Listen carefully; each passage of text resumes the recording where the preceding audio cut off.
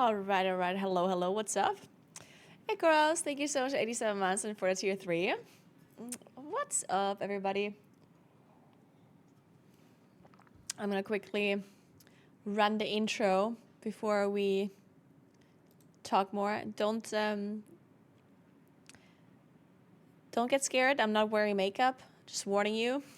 No, I'm not sick. All right, let's roll the intro.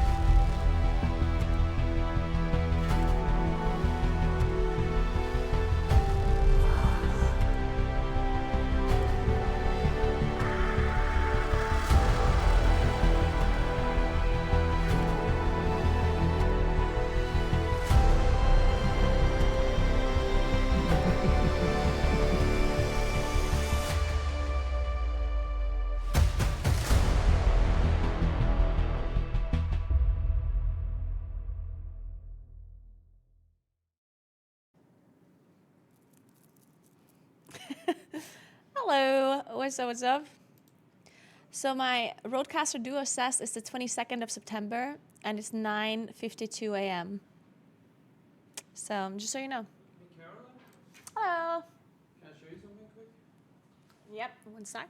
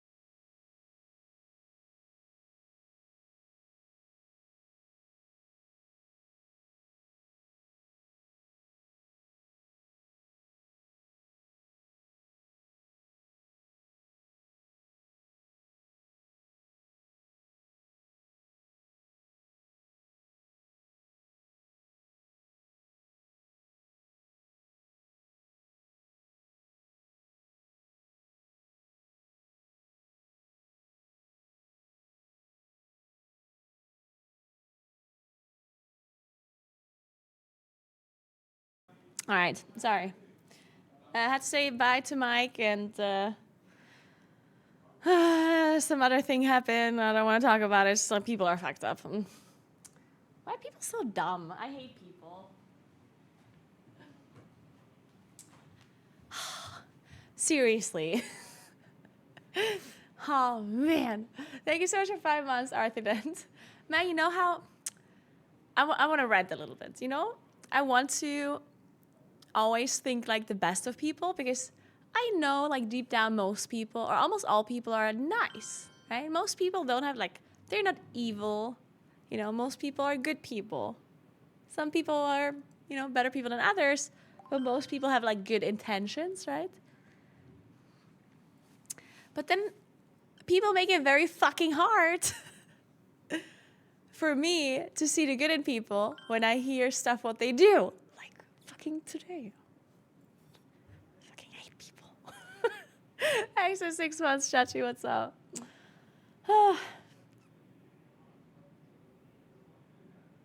Yeah, but I'm wearing a comfy combo. I'm gonna wear this today and tomorrow. I don't care. People are the worst. See, that's the thing. Like, I do think that people are generally good. I do think that people are generally good, obviously, but I think in, like, a public space, like as a streamer and a content creator or whatever, I feel like you always just get to see, like, the worst. And it's, you know what I mean? Thank you so much for 21 months, Senator. Thank you so much. And thanks for 2 months, Dad Jesse. Thank you so much. Like, I feel like...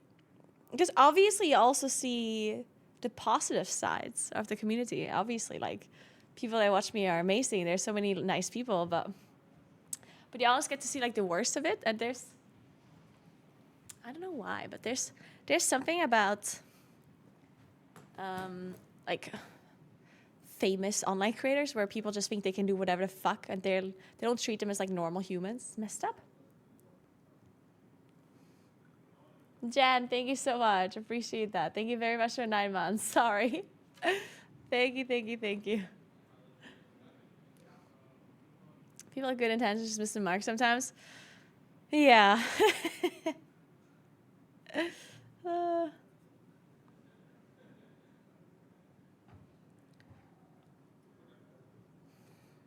So...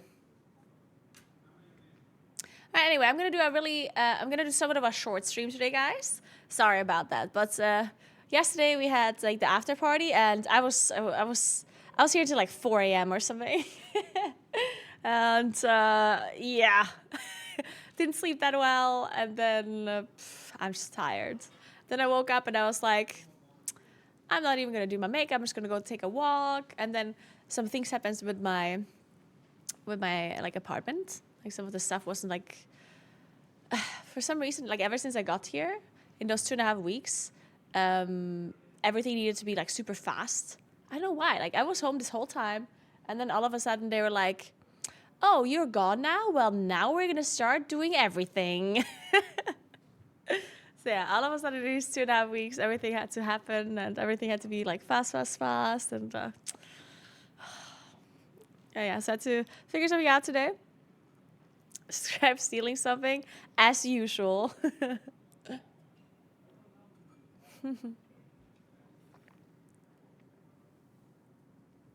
I am looking forward to getting home. Yeah, for sure. I mean, it was definitely very nice here. I loved the hotel and the venue. It's really nice. The best, definitely, like, the best venue, plus, like, location and, like, everything that I've been to so far. Obviously, the Liquid venue is also really nice with Heidi. She's amazing. But then the apartments had some downsides there because it's really loud. And not to mention the fact that it's in California, so it's a completely different time zone for me. So yeah, obviously being here in Germany for me is so much nicer. Or being in Europe in general. And then having the hotel right next to the venue, which honestly I talked about this with Grim and some other people, that actually, even though having the hotel next to the venue is nice, like, it sounds convenient, but I think in hindsight, like, if I would have the option to take a hotel that's a little bit further away, then I would probably take that.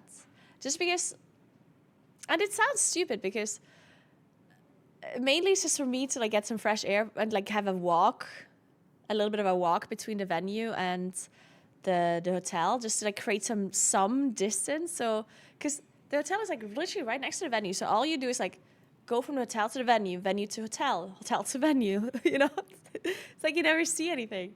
And technically, you could say, oh well, if you want to have some fresh air, just take a walk, which I've done. You know, I have been taking walks. But if you're forced to take a walk, you're just gonna do it more often, and you're gonna get more fresh air, I guess. So I think next time, if we have the option to take a hotel, if it's going to be here again next time, and if I'm casting for Echo again, then I would like a hotel that's a little bit further away.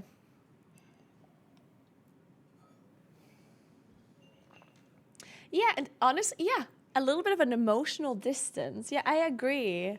Because it is pretty, like, it is like you're always like on when you're like at the race first. It's an event that is like a whole day event, right? So technically, even when you're not casting, you're still, like the event is still happening, right? And if you're so close to the venue, it feels like you're still just there. If you're a little bit further away, it creates a little bit of a distance, you know, like even like a mental distance.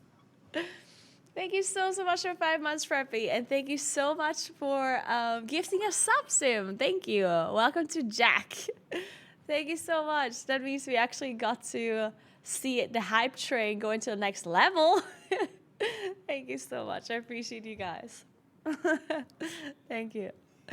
Yeah, yesterday we had the after party. It was very cute. Yeah, we were hanging out, drinking a bit, and then we went to this restaurant. It was like a steakhouse. It was good. It wasn't like insane, but it was good. It was good. The only thing that bothers me, and this is like, I think this is just like a very specific thing that I have. Okay, I'm not sure if anyone else feels this way, but when I go to a restaurant and it's a little bit like on the fancier side, because this doesn't bother me in a non-fancy restaurant, like at all. And I like going to non-fancy restaurants, like I totally do like enjoy that experience as well. But if you go to like a little bit of a fancier restaurant, then I hate when they have bad acoustic. It drives me crazy. Because sometimes you go to like one of these like fancy restaurants and you pay a lot more for your meal, which is fine if, you know, the food is good. And, you know, there's all of these like super like modern decoration and it's all like beautiful and whatever. And then the acoustic is shit. And then you hear people from like across the room speaking, and it's so loud that if there's more than 5 people at a table, you can't talk to them anymore. That's what I mean, you know? And that's so annoying. Like, I hate when that's a thing. Because I feel like if you're going to have a fancy restaurant, then at least, like, come on, like, you can buy acoustic panels and make it so it doesn't echo through the whole room. And I feel like some people maybe don't notice this as much. Or maybe you only notice this when it's very good. Because if you go to a restaurant and they have really nice acoustic, like acoustic panels and everything, then you won't be able to hear a conversation from a table that is right next to you if it's really well done. You can sit right next to them and you still like don't actively hear them unless you like really pay attention to it. And that is so valuable. It's much nicer of an experience. And then you also have like a much easier time to talk with the people that you're there. Because the thing is, yesterday we were, of course, a lot of people. When we went to this restaurant, we were, I don't know, we were probably like close to 30 people, maybe more. And I couldn't talk to anyone. I could only talk to the people that was like in front of me and to the sides. Like the one person that was to the left and the one person that was to the right. Anything further, I wouldn't understand them. And that's so annoying, because then you can't have proper conversations.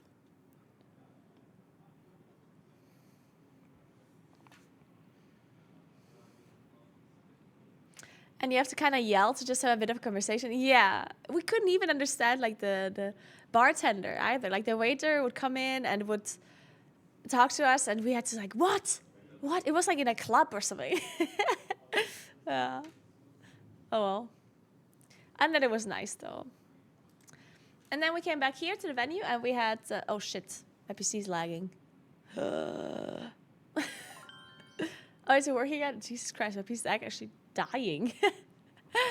Emily, thank you so much for 3 months. What's up? Thank you so much.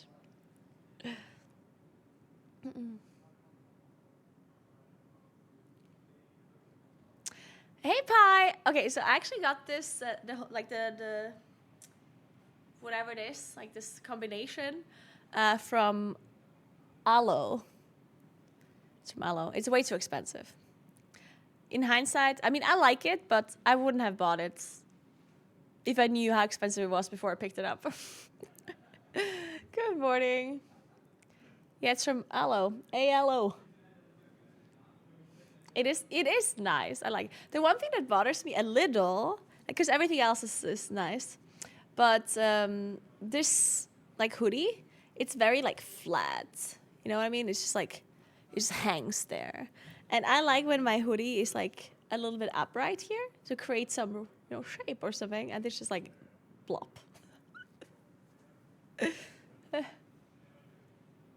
Thank you so much for Hype Train, guys. You guys are so nice. Thank you very, very much. I can't believe we actually raised 40,000 for charity, by the way. That's crazy. But yeah, and yesterday, after the restaurant, we came back here. We have played some music. We were playing some beer pong, just hanging out, talking. It was great. And then I wanted to leave the party at around like 1:30, and then I ended up staying until almost 4. So yeah, that happened.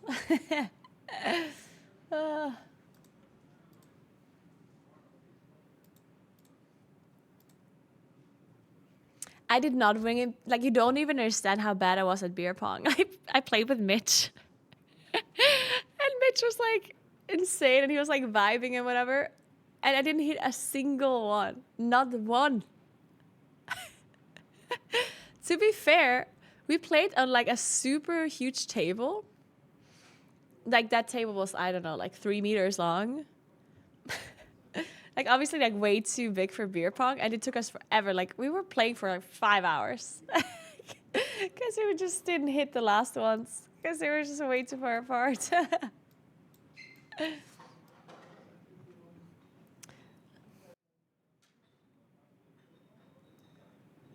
Yeah, I was definitely yelling at myself.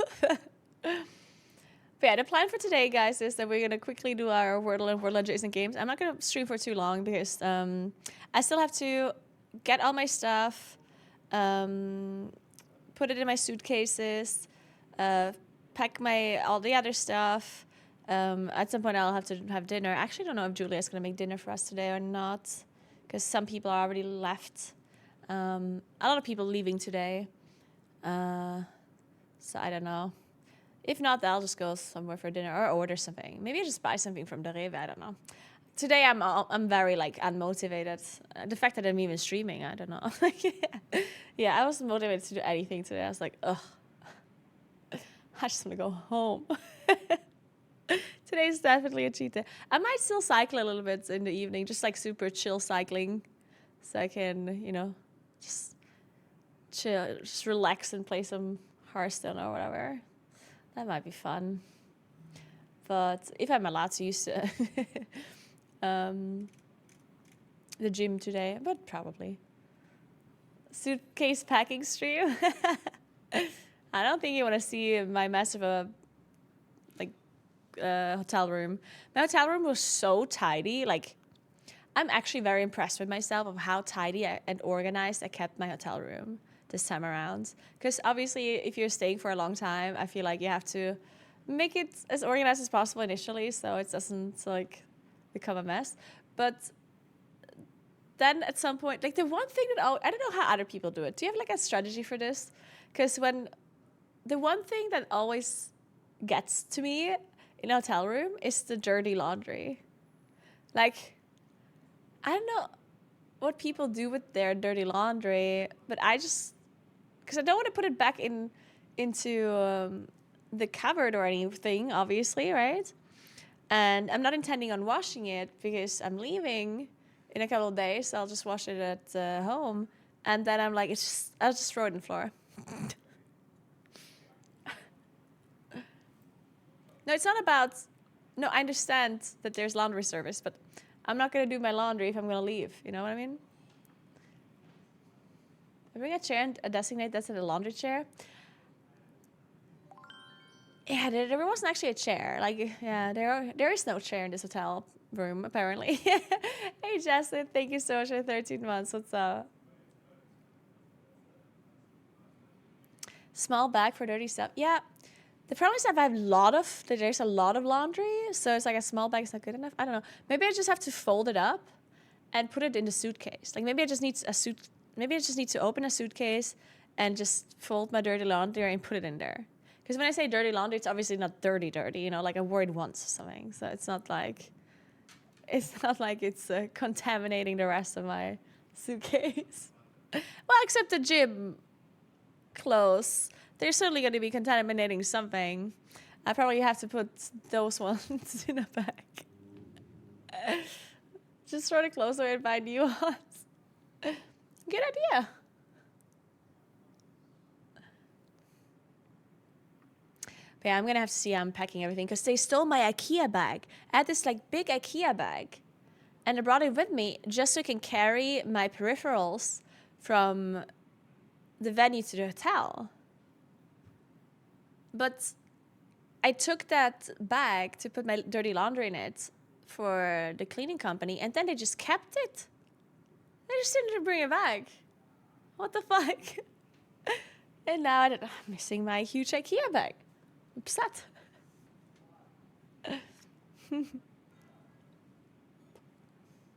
Very messed up, very messed up.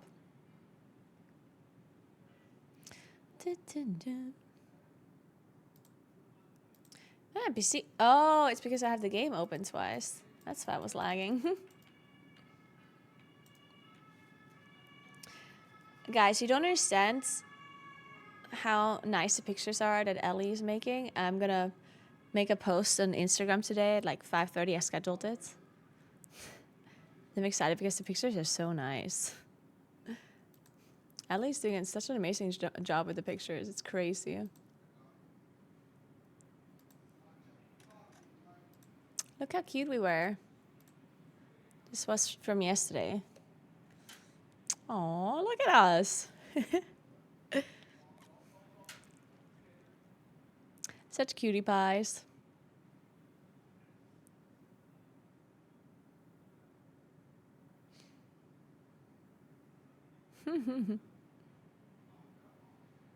Yeah, they did. Yesterday at some point, they did a League 1v1. Hopeful seems uncomfortable. Does he? He just looks very happy to me. Hopeful always seems happy to me. Ace, thank you so much for 5 subgivers. How did I serve that one? Thank you so much. Welcome to Neighbor, Backfire, June, Toby Day, and Mackinson. Thank you so much, Ace. Take these. Now that I work, I can do this. Thank you so much, Ace. Yeah, Ace, like, I started working out. Let me throw out my money. Thank you so much, Ace. I hope you're kind of like settling into your new job and your new kind of routine, I guess. I'm sure it's very different from what you're used to. It must be definitely a big change, very big change.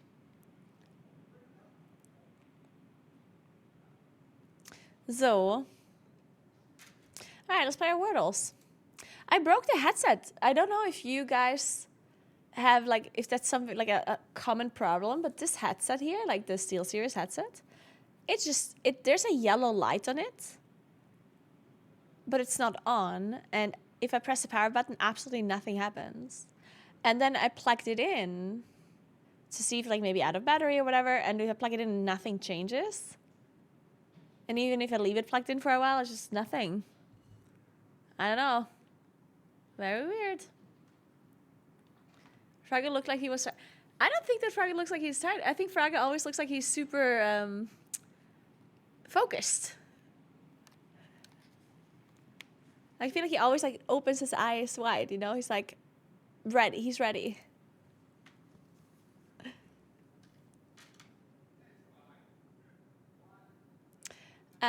Next to me was Julia. Julia, our chef from the Aska Gaming facility. She's super nice. Oh yeah, Ryzen and Minnie are sitting the exact same way, actually. Oh.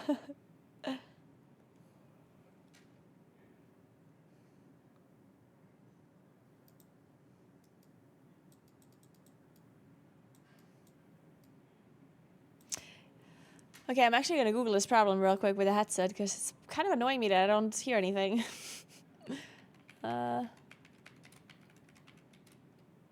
Arctic Nova is what it's called, right? Power. Yellow power. Yellow light not turning on. Active 7 won't turn on our charge.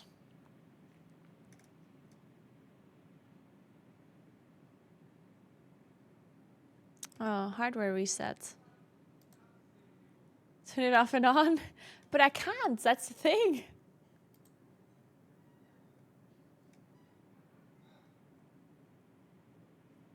Literally can't turn it on. Like just constantly a yellow light. And you press the power button, it does absolutely nothing. Wait, I just realized that I lost my cap. Oh, it's on the floor.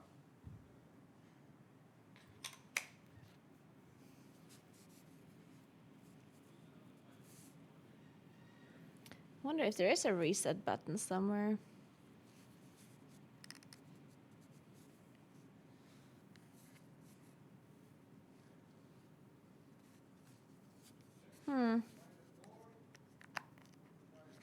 Yeah, and today we're tearing down the place. I was helping a little bit earlier.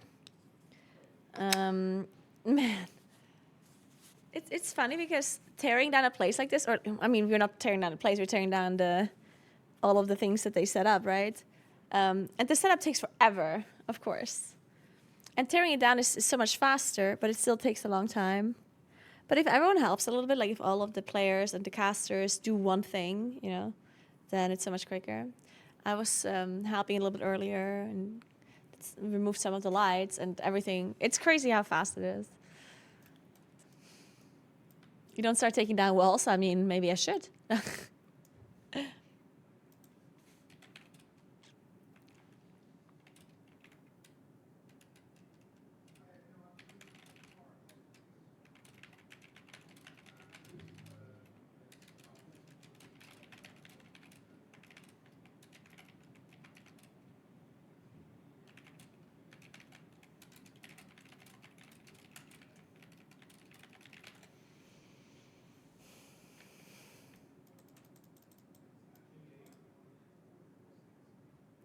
Plugging them into the PC should make them register a new battery level. I guess it's really not working. Yeah, I'm plugging it in and nothing happens.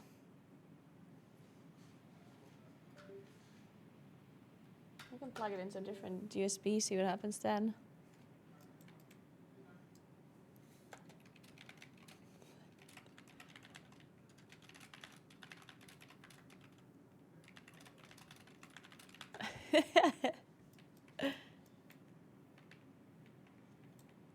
The lighting there is popping off.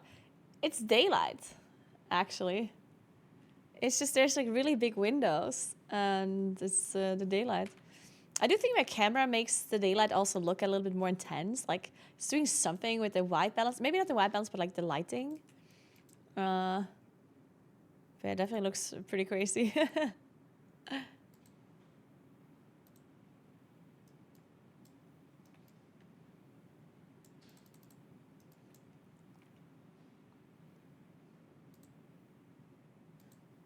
So,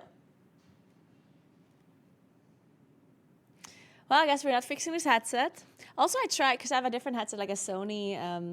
I use this for traveling and for the gym and stuff. And this one, I managed to connect it to the road, but it was incredibly quiet, like super quiet. And I had no idea how to fix it, so I was like, fuck it. I guess we're playing without a headset. But yeah, there we go. Let's go through our Wordle games. I'm gonna suck today, guys. I'm not feeling it. It is a great headset, Rel. It's a 4. It's an X4.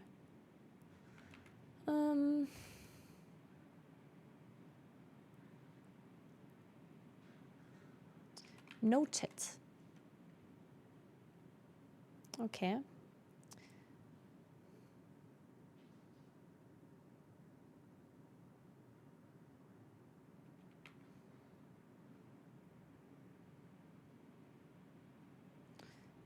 Dover. Oh, there's no R. Double. Is that a word? Nope. Why not?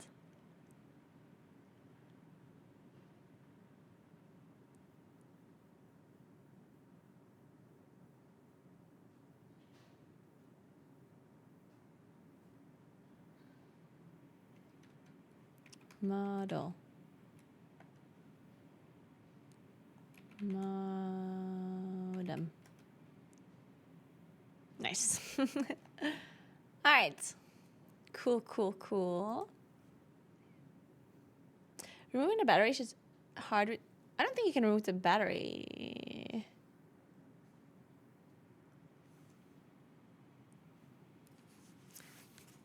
How do you remove the battery?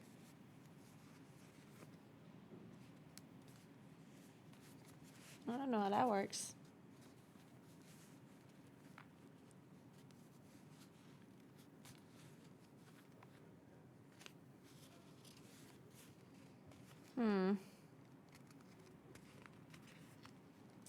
Where would the battery be?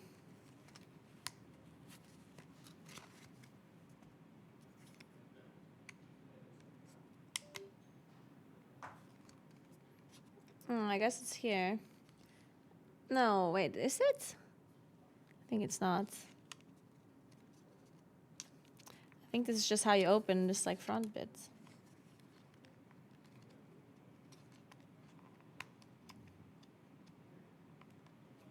Yeah, there are caps that you can remove, but there's no battery underneath.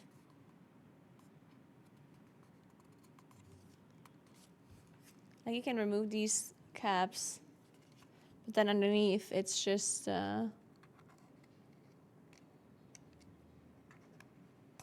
look like there's anything removable. Looks like this.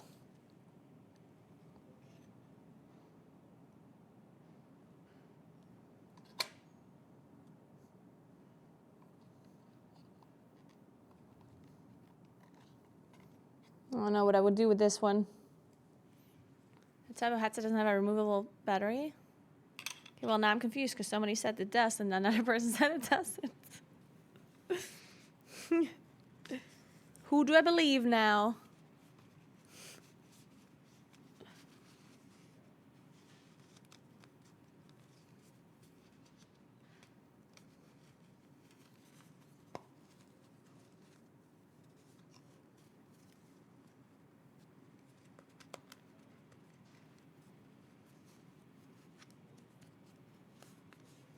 Wait, let me put this back on.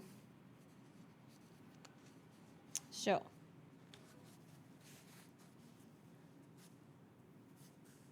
The top of the line one has a removable battery. Top of the line.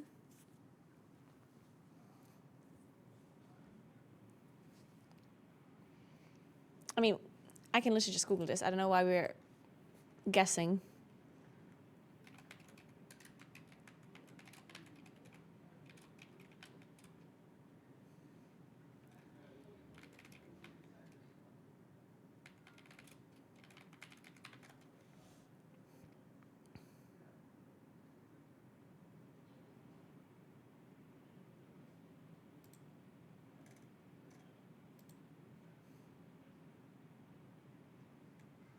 No.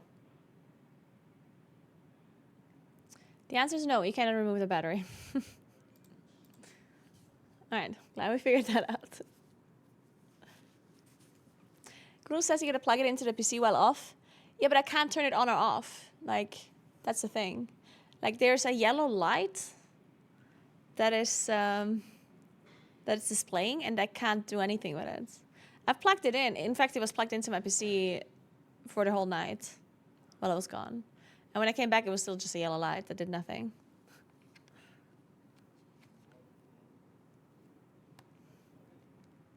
I don't know. I haven't seen a reset button either. I don't know if you can reset it. Whatever, it doesn't matter. Let's. I don't want to troubleshoot this right now because it's CBA. I'm doing this another time. Whatever. Just not gonna have a working headset until I'm back home. Back home, I have my Alienware headset in case this one doesn't work. All right. I can also just ask Seal Series. I have a contact there and be like, hey, what's up, guys? Your headset doesn't work. Okay, so we have to find an equation. And we know absolutely nothing. Okay, we know it's not a two-digit number, that's what we know. It's minus and divided only. Let's assume it's a one-digit number. There's a lot of numbers I can't use, though. Like, there's so many numbers you can't use.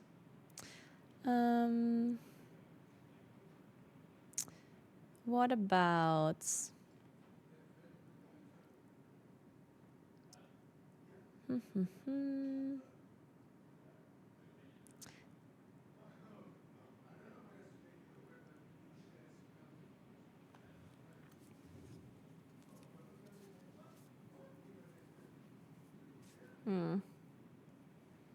We need a two-digit number, I guess. So let's do...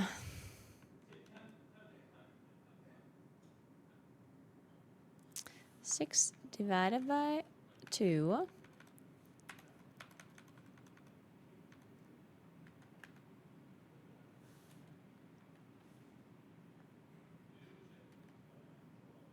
Oh. It's just a... Wait. Oh, it's a minus, I guess. Okay. Wow. I somehow hit the correct numbers in the correct spot. Like, that's really crazy. I don't think I've ever had something like this where the second line is just like all green, no pink. Okay, so that means... Wait. So something minus 6 minus 8. So it's minus 8. So it'd be 16 minus 8 is 8. Or 12 minus 8. No. 11 minus 8. No. It has to be kind of this, right? Okay. All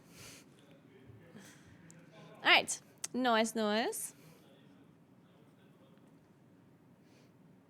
Now, we're going to suck at connection Wordle, as per usual.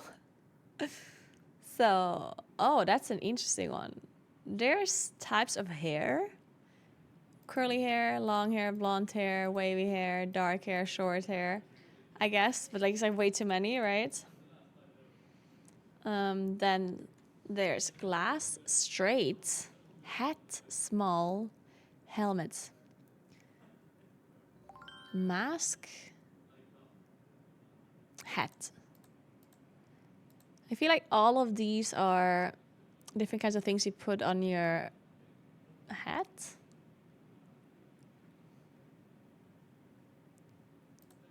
Things you can put on your hats, yeah. Okay. Hey, Goo, congrats on going home. Thank you so much. Yeah, I'm kind of excited to go home. I mean, I'm not going until tomorrow, but yeah. We're free. Freedom. Soon. Okay, let me fix this. Any plans for a return home stream then? No, there isn't anything super special planned for the return home stream, which I'm doing on Thursday, unfortunately. But I do have some big plans that I'm not going to be able to share for a little while. But yeah, you can still get excited about it. When I'm back home, I'm going to do... Because I've been craving doing a real life stream for so long, and I wasn't able to do it because, you know, it was the War Within release, and then it was the Race of First, right? So I haven't done a real life stream in so long, so I'm definitely going to do a real life stream again. I will have to figure out what I do exactly, but that will be happening. So that's nice. I have to be a little bit flexible because the weather right now at home is a bit, it's like autumn weather. It can rain every day and can be like meh. So I'm going to have to be a little bit spontaneous with it and do a real live stream whenever it's good weather, something like that. And then we're going to do some variety as well, but no specifics that I can share just yet. But lots of stuff planned for sure. 100%. You guys are going to be excited, I think. I hope. I can't wait to share all of the plans with you. But yeah, I'm going to figure it out once I'm back home. Yeah, we're wordling. All right, so. Yeah, I think these are just like adjectives that describe a size. Yeah, words describing size. And then we have words describing color. And then the rest is like texture. Or types of hair, yeah. There we go. Nice. All right. Now, let's play some global. We have to look for a country. We don't know which one. So, Germany apparently is 5,130 kilometers from the country we're looking for, which is 3,185 miles. That's pretty far. Hey, Mindful Coach. Thank you so much for 2 months. What's up? How are you doing? 5,000.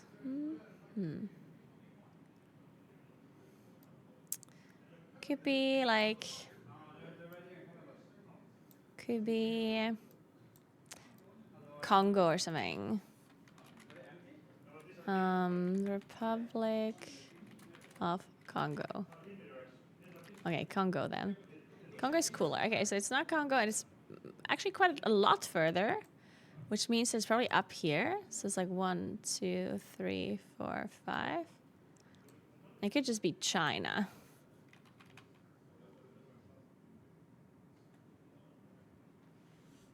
Okay, China's 3,000 kilometers away. 3,000 still.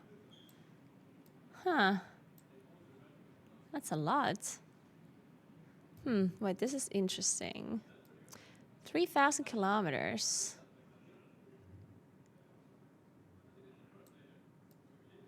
And Congo seems to be much further away.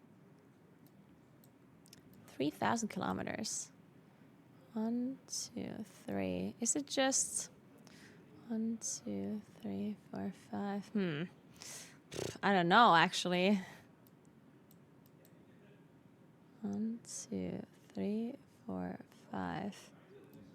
Is it just like, but this is closer, isn't it? Huh. What is this country called again? It's Qatar, right? It's not Qatar. Qatar is further than Germany.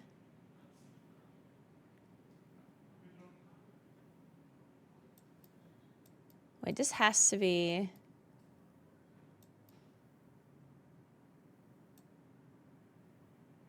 Is it just Canada?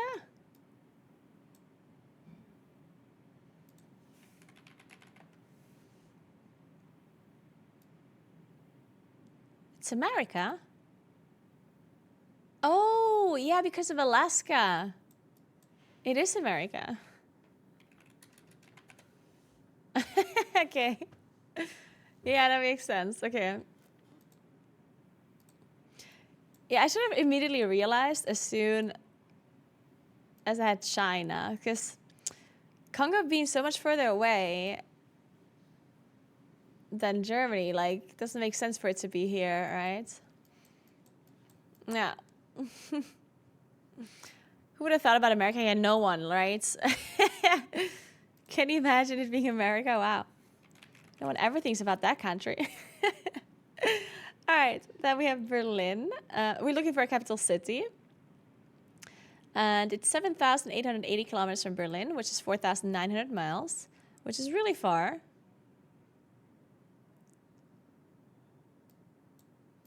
We can give...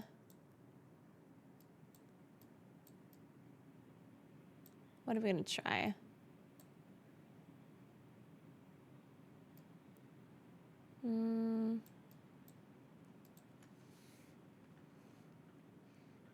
Yeah, we can try South America. I think Brazil, yeah.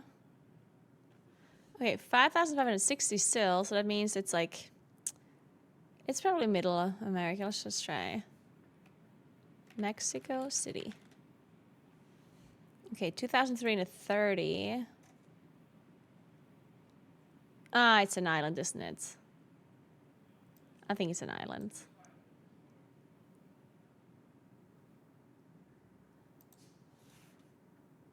Havana? 550 kilometers from Havana. So that has to be... 550 is not that much. So it has to be the capital of whatever this is. What is this, like, country over here?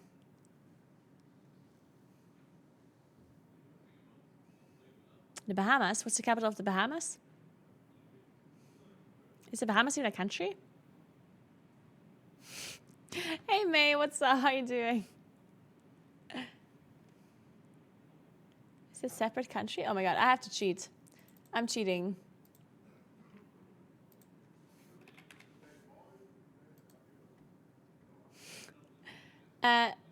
Most of the other castles are now gone. Actually, all of them are gone, yes. Yeah, I'm the last one left.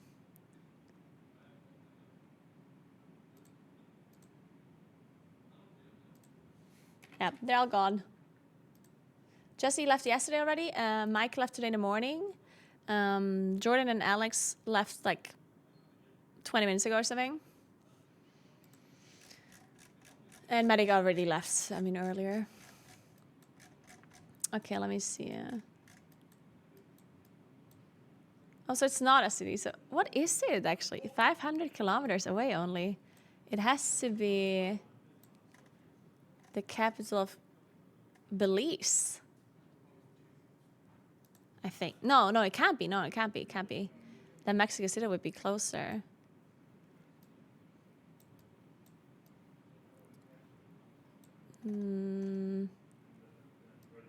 I don't know what it is then. West Bay? Is that a city? No. Fuck. I'm so confused.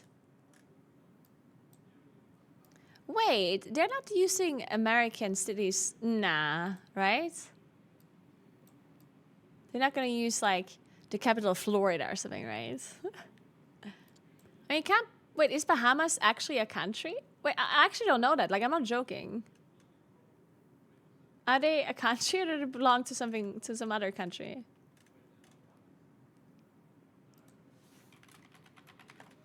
Oh, it is the country. Okay, wait. Then it is the Bahamas. Okay, I did not realize. NASA. Oh, I'm an idiot. Like, I didn't know. It is NASA. Okay. Okay, I did not know. Ah, okay. So the Bahamas is like a country. Man, the amount of times the capitals is all... The amount of times the capital is one of these... Of this island group. There's so many different countries here. Like, all of these islands have different countries. So... all the capitals are here. I don't know why. This game seems rigged.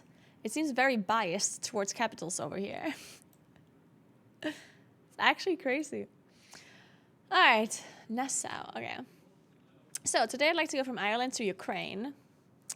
Okay, well, we can do that, I think. Possibly, maybe. Okay. Let's start with the UK. Then we go to France. Then Germany. Wait. Yeah, Germany, Poland? No. There's Belarus between, right? What about Germany? Definitely Germany, right?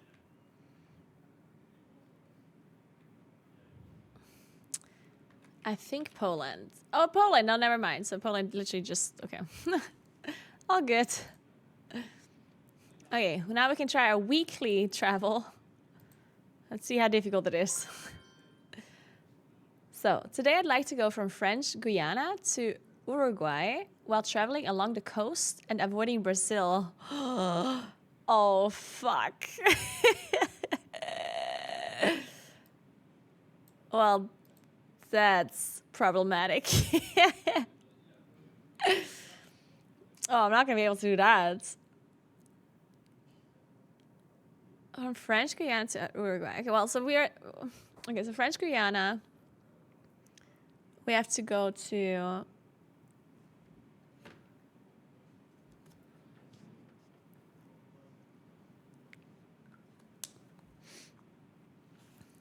Colombia first. Actually, is it Colombia first, or is there one country in between, the smaller country that I keep forgetting the name of?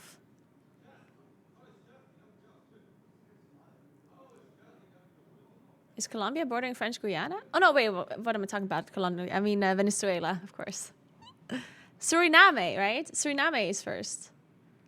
Or is Venezuela? Because I don't know, like, is French Guiana bordering Venezuela, or is there Suriname first? Because I always mix them up, like the position of them. I think it's Suriname first. Yeah, I think it's Suriname. Yeah, there we go. Okay, Suriname, then Venezuela. Oh, fuck. Wait, really? Wait, what's in between? Huh? What's in between Suriname and Venezuela? Oh, Guyana. Fuck, I forgot about that. Shit. Okay, Colombia. Then Peru. No, wait.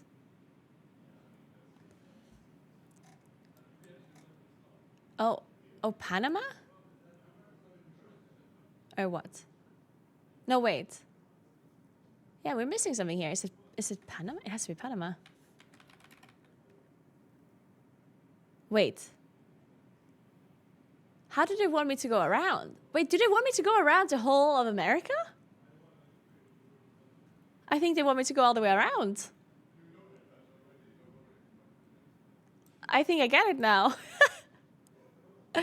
They literally want me to go around. Okay, well, let's go around then. Costa Rica. Costa Rica, then Nicaragua, Honduras, Guatemala. Fuck. Okay. Belize, Mexico, USA, then Canada. All right. Nice. Okay, we're back down. Oh no, shit, we're missing El Salvador. Okay. Then we're missing Ecuador. Okay, then we have Peru. Then we have Chile. Then... Fuck, this is this is very complicated. Okay, what's next? Oh yeah, it's Argentina. Oh, we did it! Oh my god. I didn't realize that they want me to go all the way around North America. Nice, that wasn't too bad. We did a pretty decent job, guys. We did it. All right. Not too bad, not too bad. Okay, next. In honor of Medic, we're going to find a league champion, and we're going to do it so quickly. It's a male mana range. It's pretty early. Let's just try Rise. It's not middle, it's not top. Oh? It's a human magically altered. But it's not middle, it's not top. So that means it's a support. Male mana support or a jungler. And it's a human magically altered. You think it could be brands. Oh, it's not brands.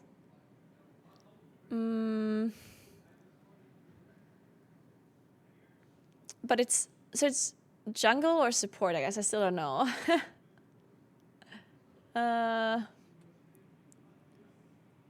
Human magically altered.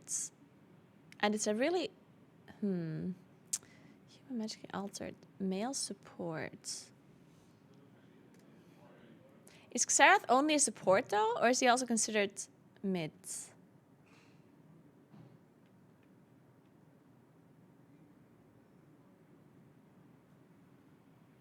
Because if it's mid as well, then it can't be it. Because we know it's not middle. Oh, Vic... No, it's not middle. It can't be Victor. It's not middle. Can't be Alistair. It's a ranged we're looking for, not a melee. Could be Swain, unless Swain is also considered like a mid-champ. Oh, it is Swain. Okay. Nice. Okay, yeah, it's Swain. Nice. You sometimes have a little bit of a hard time with this game nowadays because I don't currently play League. And then some characters are now considered only like a support, when in the past they were like maybe a support in mid lane or something, you know? So sometimes I have a hard time with like the positions. All right, let's play Wowdle. Okay, it's certainly not Jaina. Okay, so it's a male something. That's all we know. Let's try... it's not nil. It's not class nil. So that means it has, like, whatever we're looking for has a class. It's not a human, so it can be variant. So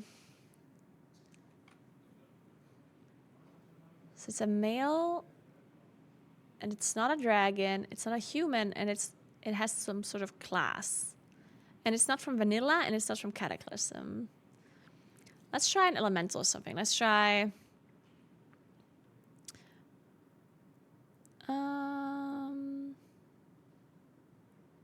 Rexar is vanilla, right? We can try Illidan. Oh, it is Illidan. Okay.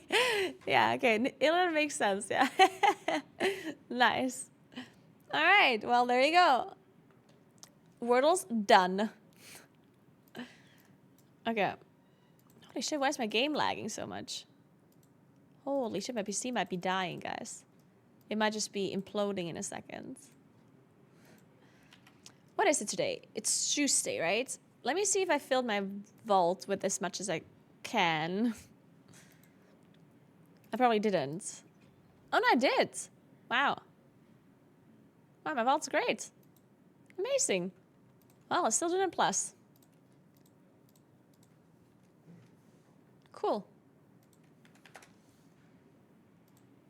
Wait, the nerfs, did they already come in by the way? Were they hot fixes or is it on reset?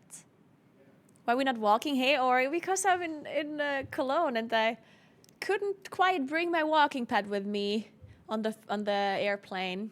I brought it to the airport and they were like, sorry, you can't bring that. And I'm like, why not? It was a long discussion, but they ended up just not agreeing with me.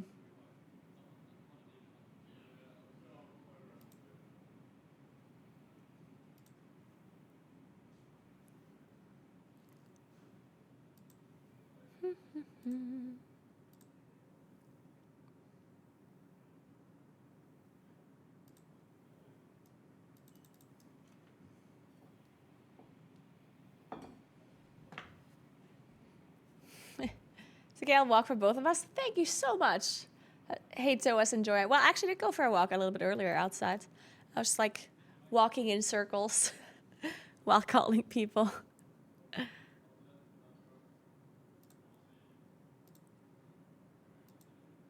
How difficult is a 12? It's after reset, okay. No delving? Yeah, I'm not delving. No, no, no.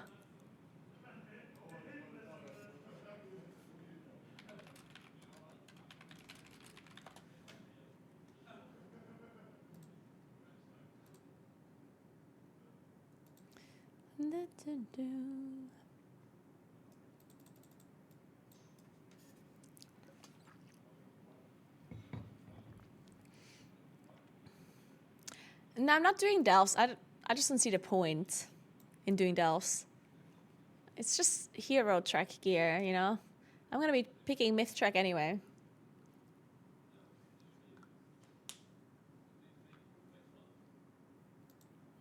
Do I even want to do Stone Vault? I don't know. What do I want to do? Huh. I feel like maybe Let's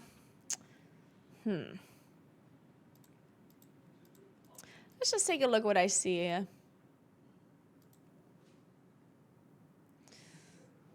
I don't want to do a 12, I don't think. I think that's too much effort for me today. I just want to chill.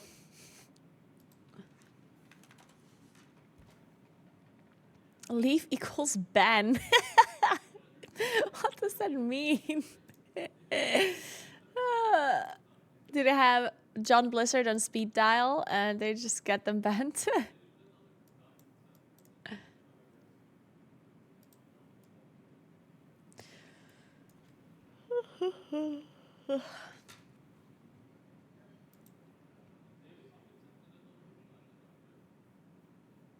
I also don't want to do Siege though.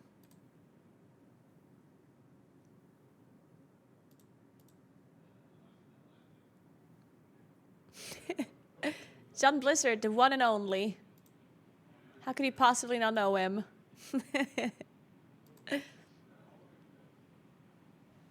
Good morning, Fivel. What's up? How are you? So last race for first you rated in. The last race for first I participated in was the Night Hold in Legion. Long time ago. When the world was still a better place. And the race for first was still nice and chill. And you didn't have to level 20 characters. Do you miss doing race for first? Kinda, not really. Nah, I really don't. Sometimes I do miss like like progressing the bosses, you know? And then killing the bosses. But that is literally like 10% of the race for first. I swear, it's like 90% doing shitty stuff and 10% actually progressing bosses. That is the fun part. The ratio is off, like.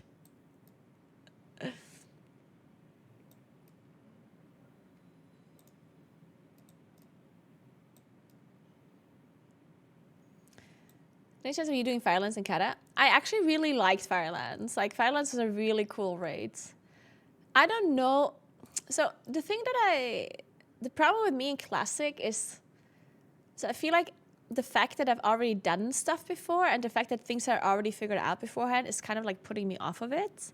I would only play Classic if people have some sort of like plan, like if there's a project or something, you know, if someone says, hey, let's put like a squad together and let's figure something out and like play Classic Firelands, you know, like then I'd be down if it's like a shorter event or something, but not just like randomly, you know. I might actually play some FF14 because the Echo people and Preach and Alex and stuff, they said that they want to do like Shiva or whatever, and whatever other bosses are related to the next ultimate that is coming out, and they want to like re-clear it. They don't want to do like blind or anything, but they just want to re-clear it because it's about like because the ultimate is like related to it, and they just want to like get a refresher of all the mechanics in case they're part of the ultimate. And I thought that would be really cool. The only thing I guess I didn't think about this is that I don't have a leveled character, right? Fuck, do I? I don't think I do. Fuck. Can you boost characters in FF14 now? Hey, Apso, what's up?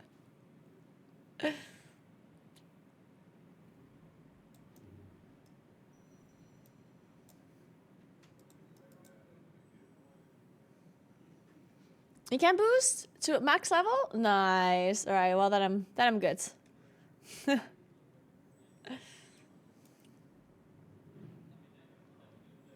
Hey, Dirk. Thank you so much.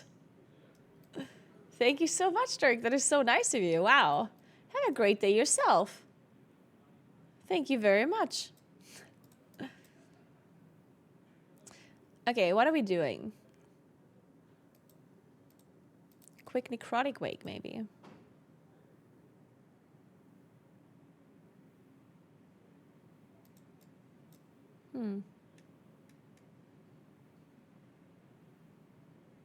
Playing plus a Shadow Priest is just scans as last time I played. Like, good to think this way. Yeah, getting invited as the Shadow Priest is probably incredibly difficult. I can only imagine. I have a hard time getting invited as a Moonkid, and Moonkid is actually pretty good. It's just that I guess nobody knows. Oh, you can't boost to max. So I can't boost a character. You know, that takes way too long for me to level, yeah? Then I'm not gonna do it. Nah, fuck it.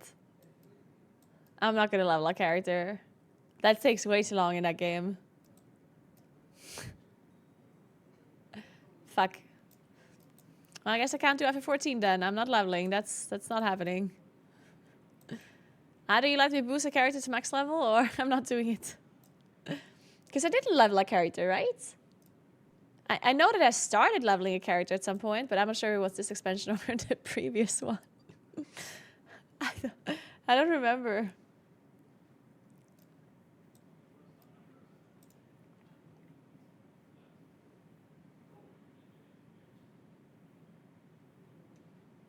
I'm level 83. Oh, yeah. I mean, that's something, I guess, but not good enough. You can cast it while they clear. I could be the ninth person just doing. I did that before. That was kind of fun. I actually enjoyed it.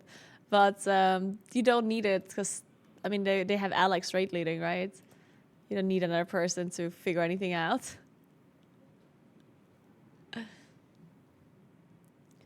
If you skip all the cutscenes, you can level fast. It's still not really fast. That's the thing, like even 8 hours is too long for me. 8 hours is forever.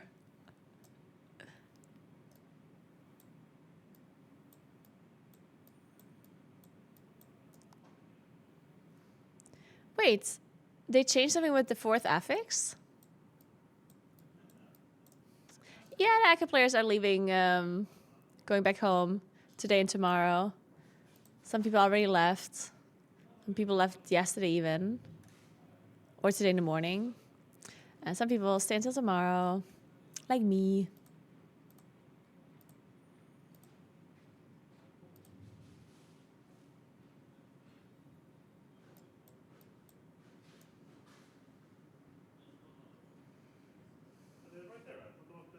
Oh, you mean, oh, you're saying 12s or just full depleted, yeah. Yeah, that is interesting. I wonder if they're going to do something about this, or if we just need more gear. Because the jump to 12s does seem really crazy. Like, the fact that people are not managing to do higher keys, it seems very bad. Because usually around this time, people have already, like, pushed some higher keys, right?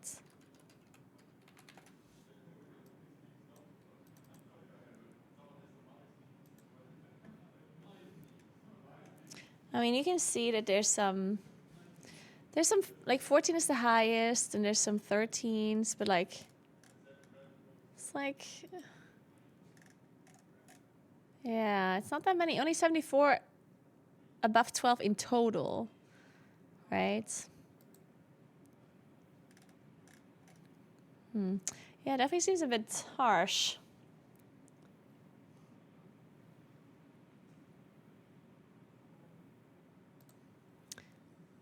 Yeah, Ginger already left. Nice Memes is still here, I think. Wait, Nice Memes is from Germany, isn't he?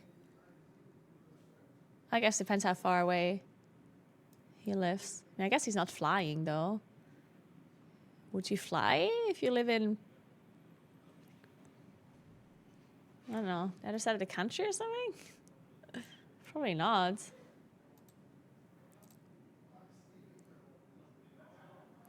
Hey, Fatal Impact. Thank you so much for the Prime. I appreciate that a lot. Thank you, thank you, thank you.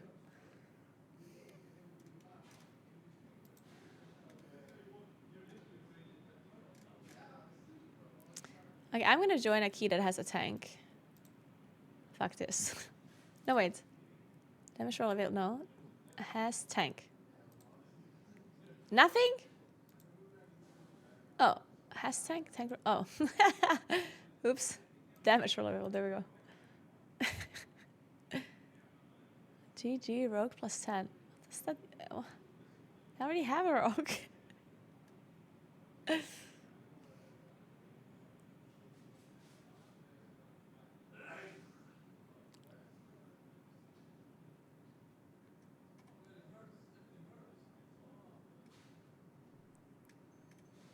I usually get a... Yeah. I mean, I have a hard time getting invited to keys as well. I just sometimes get invited, I think, because people know me.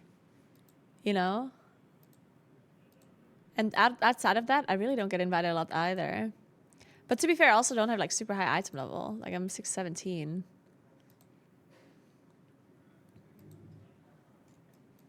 Maybe I can go and upgrade one more item.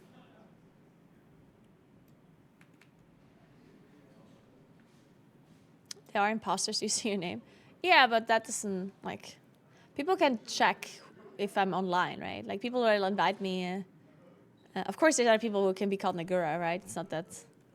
It's not that I can put a copyright on my in-game name. But people can check if I'm streaming and if I'm the one that queued up, and then they'll just invite me, right? Or some people are, my, you know, I have them on my friend list or whatever.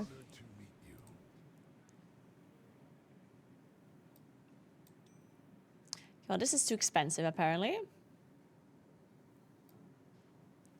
Let's upgrade shoulders. See, I can afford this. Perfect. Video destroyed and plus because everyone's so elitist.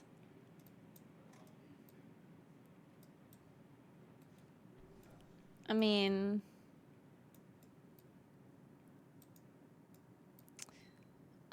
I don't think that the score itself is what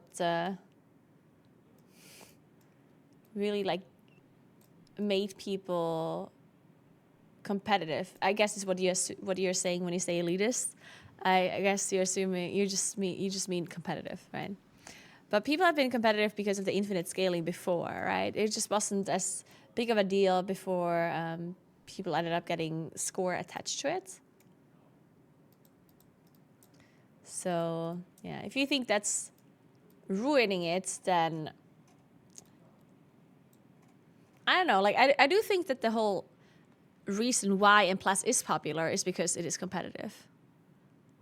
So I don't personally think that it ruined it. I personally think that it actually made it what it is. Personally. I think without the score, people wouldn't be playing M+ nearly as much. Or without it being competitive, rather. Whatever that is causing it, right? Because the competitiveness might be because of infinite scaling, or because of the score, or because of a combination of it, because of the rank 1 title, you know. So whatever makes M+ more competitive is the thing that is driving M+. And that's the whole reason why it's popular, right?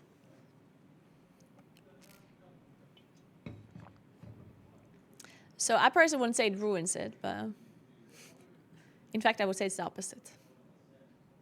But then at the same time, I'm a competitive player, so I like the competitive aspect of it.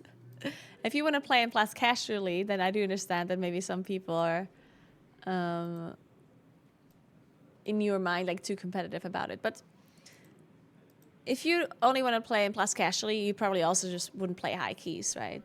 I do think that people on lower keys are generally like not gonna be that bad. I think. Thank you so much for 47 months, Keener. What's up? Appreciate that. Thank you, thank you. They need more score marks, honestly. I get to 3K every season. Would love more things to strive for to push higher. Score marks as in like bigger achievements. Yeah, this is an interesting topic because I personally never felt like that's something that is needed, but a lot of people have been talking about this. And a lot of people are asking for exactly something like that. I think the reason why I personally don't need this to be true is because I'm competitive enough for like I basically don't need anything. Like I just want to get higher keys done and I want to increase my score no matter if there's anything to be gained or not. Like, even, I don't really care about the title even. Like, sometimes I'll just play to do better keys. And even if I don't get the title, I don't really care. But I still like doing high and plus, you know what I mean? But I think I'm probably the minority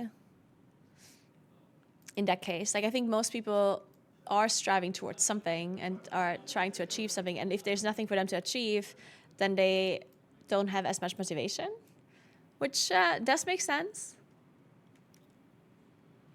But yeah, I personally, I just like doing high keys and like getting higher keys done than what I've done before. So I basically like improving my score and my like gameplay basically without necessarily caring about anything attached to it. But I can totally see why some people like need the motivation of some sort of like milestone to be reached. And I mean, I personally wouldn't be against them adding more stuff. I think there's some people that are more on the casual side that don't like whenever there's more cosmetic rewards though, and they can't really make it something that isn't cosmetic, right? Because we all know that the WoW community is very casual, like overall, and as soon as you add certain like achievements that give cosmetic rewards that require people to do something that is more difficult, then people are not a fan. Because a casual player doesn't wanna try and get really high score in a plus, right? So I guess that's a little bit of an issue where Blizzard is like holding back with the rewards to not pressure like more casual players more. Thanks for 40 months, Lucid Disaster. What's up?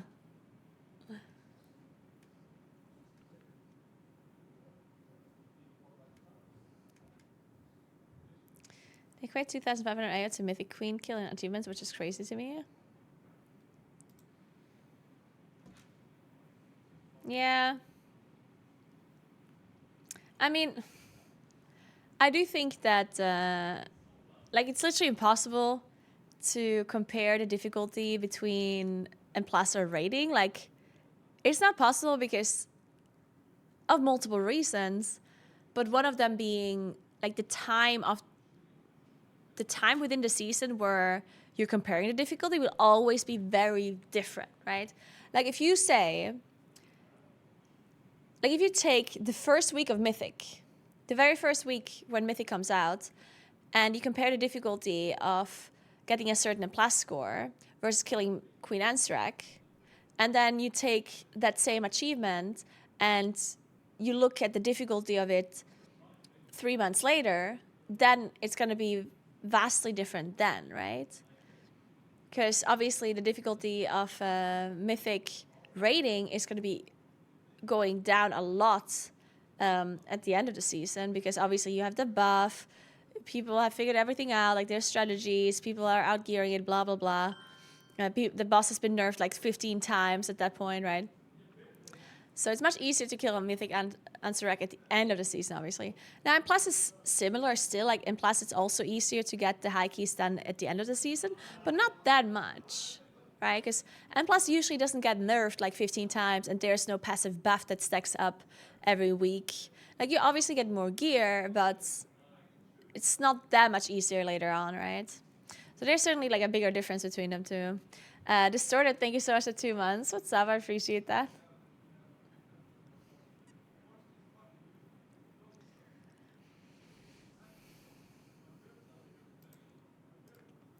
And then, of course, there's PvP as well. Like, if you're comparing like a high score PvP to rating, it's like it's a different universe. Like, they're not the same things. But then at the same time, it's good that it's a shared achievement, because imagine they were all individual achievements, right? So I think the achievement is fine the way it is, just because what else are they gonna do?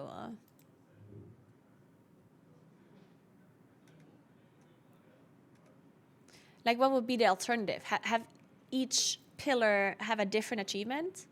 Because if that is true, like if reaching a certain M+ score gives you something, and reaching certain PvP score gives you something, and reaching and killing Mythic Answer gives you something, then each player will feel the need to get all of it rather than just one. You know what I mean? It's the same with the vault, right? In the vault, you can unlock all of the different kinds of rows, but you're only going to be able to pick one reward. Imagine I could pick a reward from each row. Then I would also feel a lot more inclined to actually unlock everything, of course. And I guess it's the same with the rewards. So it's not that they're trying to... It's not that the achievement is trying to say that it's all similar difficulty. It's basically just saying, hey, no matter what you do, no matter which aspect of the game you're doing, you're going to be able to achieve this reward in your part of the game, right? So it's not Blizzard trying to say, oh, killing Mythic Ansorak is the same as getting that and that the 2,500 score. Like, I don't think they're trying to say that. They're just saying, okay, if you only play Mythic Plus, then you're going to be able to get this achievement at some point. And if you only raid, you're going to be able to get this achievement. And they're trying to put the achievement as high as possible in its respective form without it being, like, weird. Because obviously putting a really high plus score for the achievement would be strange when there's no other reward attached to it. Because 2,500, that's just a Keystone Master, right? Or Keystone Hero, I don't know. Is it Keystone Master? It's Keystone Master, right? Hey, Massey, what's up? Good evening. But there's no achievement that is higher, other than a rank 1 title. Oh, it's Keystone Hero, okay. And then, like, where do you put that to? So it's like, yeah. You have to take the highest achievement that exists in M+. And that is 2,500 Keystone Hero, right? There's nothing higher than that. They could add one that is higher. Like, they can, as you said, they can add another achievement that is higher than that. But yeah. I can do one key. What is it you want to do? Yeah, I can do one key ace. Sure, let's do it quick. Because I don't know if Julia is making dinner, but it will be in 35 minutes. So let's hurry up. Thank you, Ace. Guys, Ace has been so kind and has written me a workout program because I need a new lifting program because I'm done with the old one and I'm completely overwhelmed. I'm like, Ace, help me out. And then Ace put together a workout program for me, which is really cool, by the way. But now, I'm so, like, easily... I don't know what it is with me. Oh, I'm the fucking worst, yeah?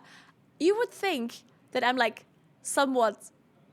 Like, I'm not insanely stupid, you know? Like, I feel like I'm somewhat smart. Like, I'm not, like, super smart, but I'm just, like, you know... Like, sometimes I feel like I can be pretty logical. But I swear I have the hardest time not getting manipulated by certain, like, either, like, content creators and, like, ads and social media. Like, it's so difficult. Because, like, I randomly watched this video.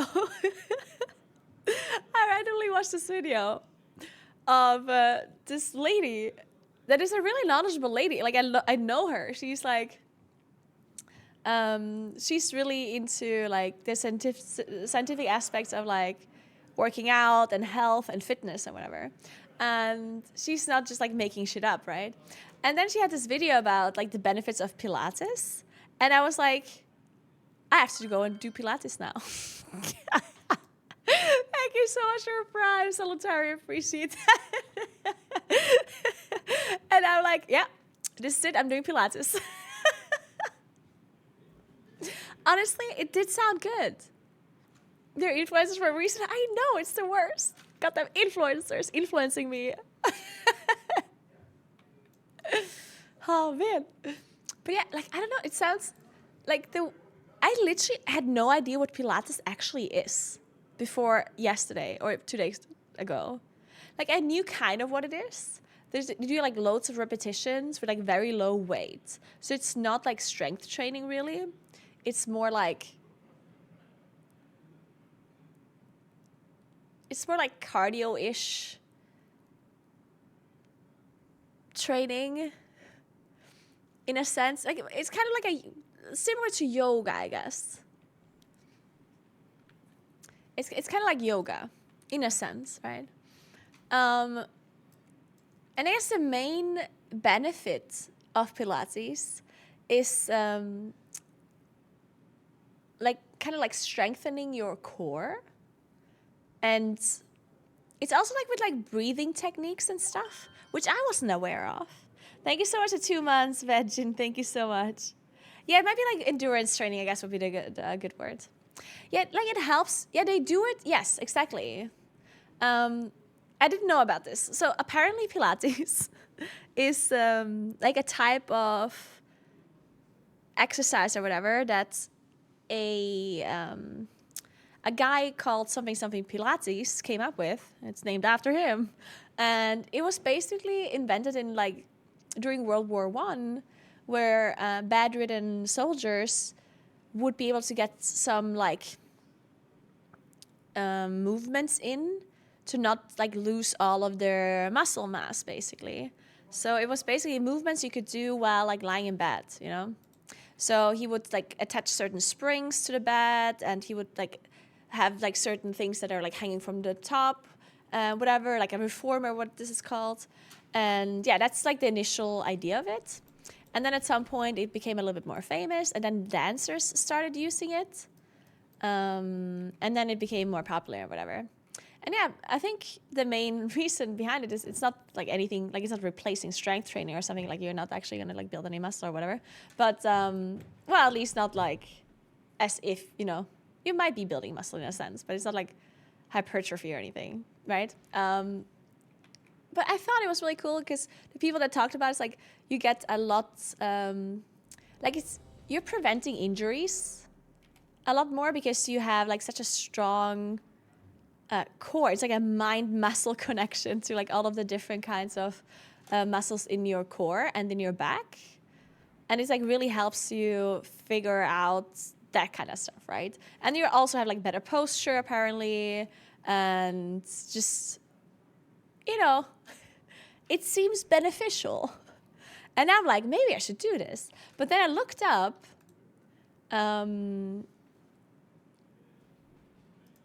how it like what kind of Pilates there are, like different kinds of forms and whatnot. And you can do Pilates on like a mat, just normally, on a floor mat. But that's apparently not as good as like doing it with like a reformer, because you don't have like proper resistance. And now I kind of wanted to take a Pilates class, and then I figured out that there's actually like, there's a studio where I live, not really close, like it's like in the next city, it would be like a 20-minute drive or so, but there's a studio where they actually do Pilates, but it's really expensive. And now I researched, okay, so how do you start Pilates? Because there's lots of online YouTube videos where you can follow. As long as you find like a good one, then it's actually recommended. The problem is that Pilates requires a certain kind of like technique, and apparently the best thing that you can do is going to a Pilates class, even if it's like a private session, if you know, like spending a little bit of money on getting a class, because then you get more out of the YouTube videos afterwards, you know what I mean?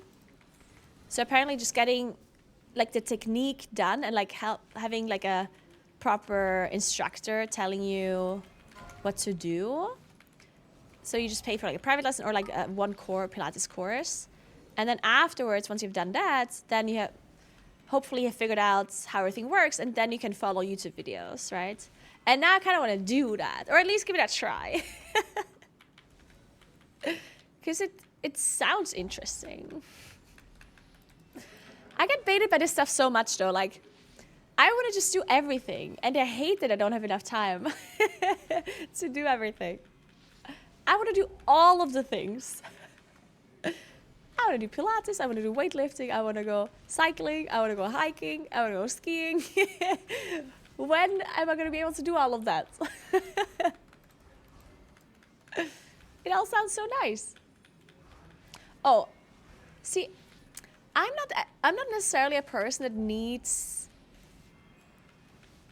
motivation to stick to things. Okay, this sounded very like, it's like, oh, I don't need motivation. I just do, you know, like that sounded very bad. But I really, like, I personally actually really enjoy like being active, right?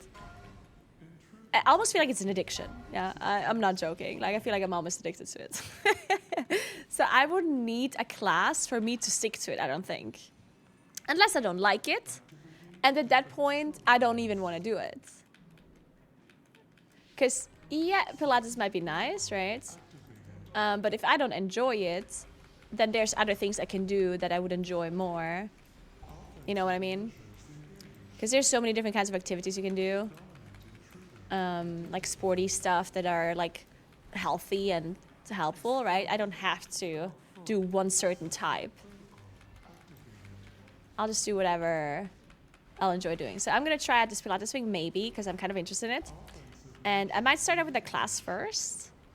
And as I said, I do think I can do it at home. The only thing that is the problem, I guess, is like if I really end up doing Pilates like as a course, and I end up really liking it with like the reformer, then that would kind of suck because these reformers apparently are very expensive.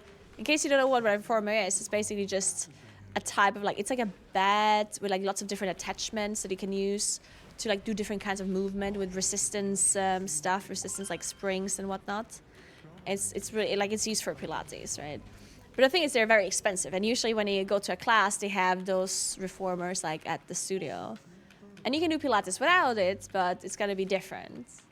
And that's like what I'm worried about. Like, what if I go to this class and I really like it with the reformer, and then I don't have a reformer at home and I don't have space to put it anywhere, obviously. Like, I'm not going to buy the reformer. It also is super expensive. Hey, Sneaky Dad, thank you so much for Prime. What's up?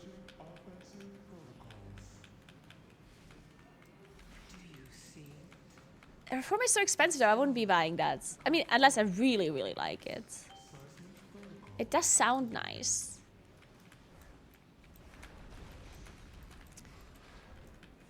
I really want to try when I'm home. But yeah, I looked at the studio. There's like this Pilates studio that is like 20 minutes from where I live. And there's only one course that she's offering, and it's full. She does also offer private lessons, but I don't know if I want to...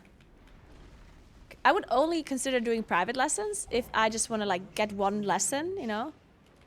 And then I'm going to do like home, like floor mat kind of like where I just follow YouTube videos.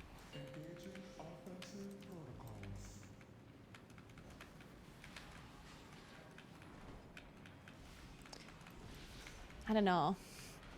Why are you taking lessons? Hey, never knew it. I'm talking about Pilates. I randomly saw this YouTube video about Pilates and I want to try it. Because I'm so easily influenced. I'm planning on going for a walk on Sunday. That's my fitness plan. Maybe some sit-ups. To be honest, that's a great plan.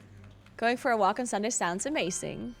I haven't done anything like outdoor sportsy for a while because, I mean, I've been here in Cologne.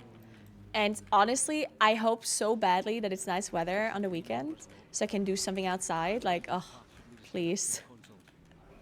Just anything. Can someone Google Sant'Intalfa's weather for Saturday and Sunday, please? Somebody Google the weather in my hometown.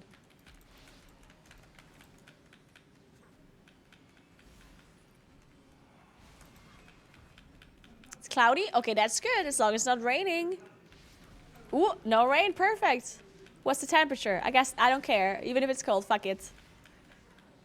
I can put on warm clothes, it's fine.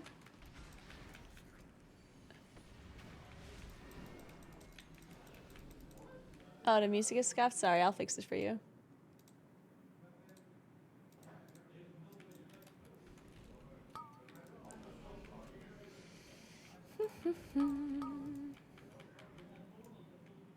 Shit, I don't have cooldowns.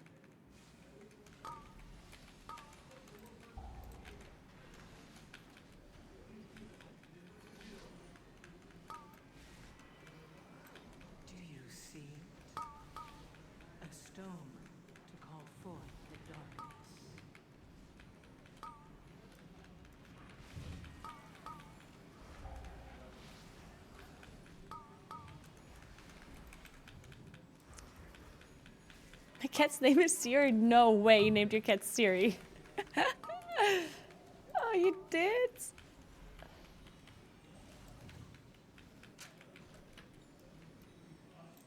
It's hard to start playing Moonkin if you never played the spec before. I'm gonna say yes. It is a little bit difficult to pick up initially. I do think initially it's a bit hard. Just because you need to get like used to like the eclipse system and the way astral power works. What generates astral power? What costs astral power? Like just like the initial thing is a little bit like takes some time to get used to like the initial like the base of the spec. I would say it's a little bit difficult. Once you have figured it out, it's not that hard anymore. Mookin is not like super difficult to do well with at the moment. Like it's not like super insane rotation or whatnot. It's a little bit more difficult to play Keeper compared to playing a Loon's Chosen. But you can just play Loon's Chosen, you know? Shit, I should have saved my cooldowns for this, I guess.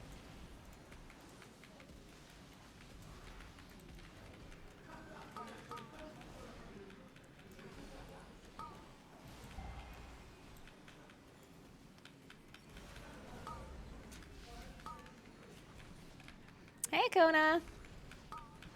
I'm so glad you guys were supporting me during the race well first, and I'm always so, like, I guess anxious is a good word, that whenever I'm at the events like this, I'm a little bit anxious that people will, like, either they're, like, bored of, like, the content that I am providing while I'm casting, right? Because I don't have that much time to stream, and I'm worried that the people that maybe are not super interested in the race, that they get like bored because I'm not streaming that much, and they're like, oh man, and she always talks about the race, you know. But I'm so glad that a lot of people have been hanging out in my streams, even when the race was going on. Like obviously the race is over now, but even while the race was going on, whenever I was streaming, people were hanging out here and being cool and all. So thanks for that. You guys are pretty cool, you know. You're kind of okay, I have to say. Could be better, but... Oh shit, I can't convoke. Oh.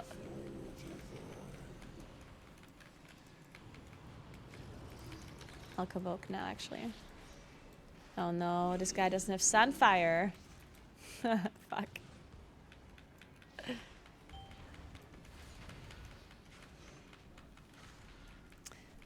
And A servers are down for 2 extra hours? Fuck. I missed a race, yeah. It's like this like post-race depression that is gonna settle in now, where people log, or like people open Twitch and there isn't like 24/7 content.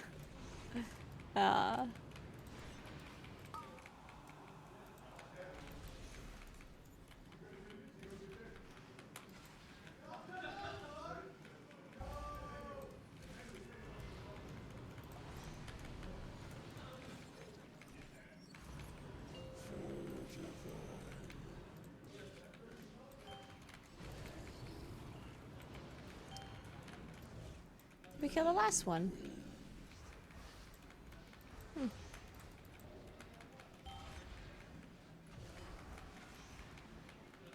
Hey Odie, thank you so much for 7 months. What's up? How you doing?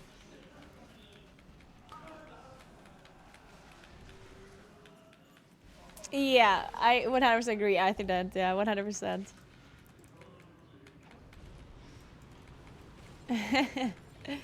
Yeah, it definitely... And the coolest thing about the Race All First is that it's such a community-based event, you know?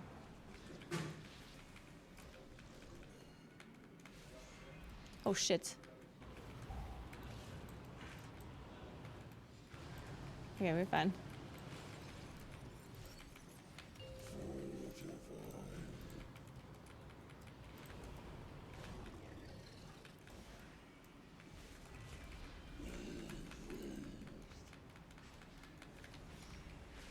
Ow. A stone to call forth the darkness.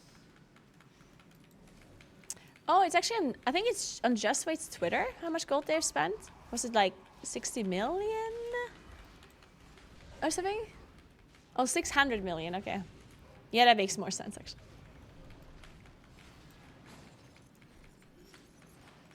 I think we can just focus the boss here.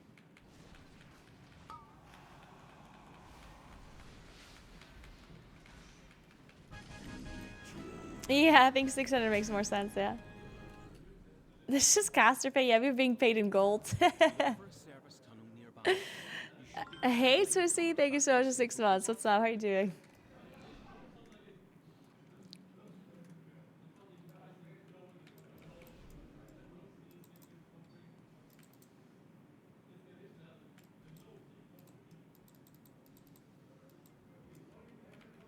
Guys, you don't even understand how excited I am to like see my apartment. Because I have, like, in those 2 weeks that I was gone, so many things happened apparently, and I just really want to see it. But I won't really have time to go until Friday, I think. And even on Friday, well, actually, wait, I can do Thursday, because, oh yeah, sure, I can do Thursday, because initially I thought because my girlfriends wanted to go for like a girl dinner kind of thing. On Thursday, but now I think we're not doing Thursday after all because somebody couldn't make it. So now I think we go on Friday. So I guess I can actually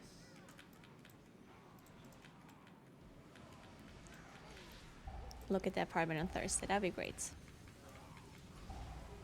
Awa! Oh shit, I still have the orb debuff. It pierces through death, the lava cannon. Damn.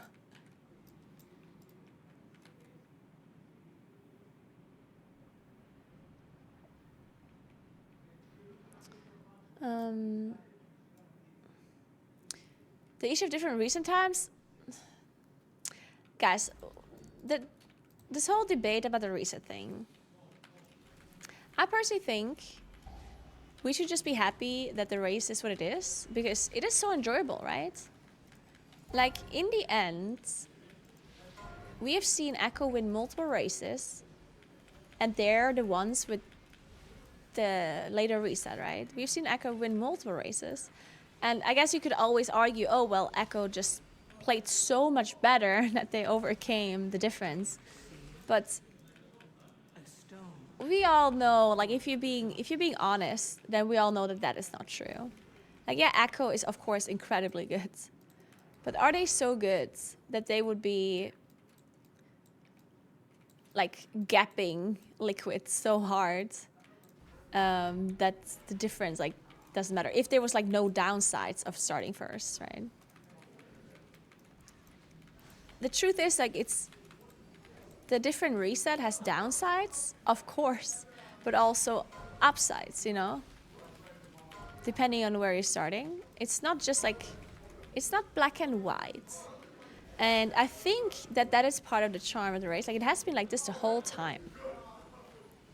The race will first exists forever. And we've always had different resets, you know? And it was always part of it. And yeah, would it be nicer to have it go out all at once? Yeah. But does it... Like, is it... a different kind of charm and a different kind of thing for it releasing on different times? I think so. I think it adds to it. One thing that a lot of people are not maybe understanding as well is if we would have like a global release of the raids, the broadcast would actually be very different. The viewing experience would be very different because these raiders, they would be raiding at the same time. We wouldn't have this whole thing where we have a 24/7 broadcast. Both the NA guilds and the EU guilds would be raiding at the same time, right? And for like a viewing experience kind of thing, I think that would be worse. Just because there's less coverage throughout the day, right?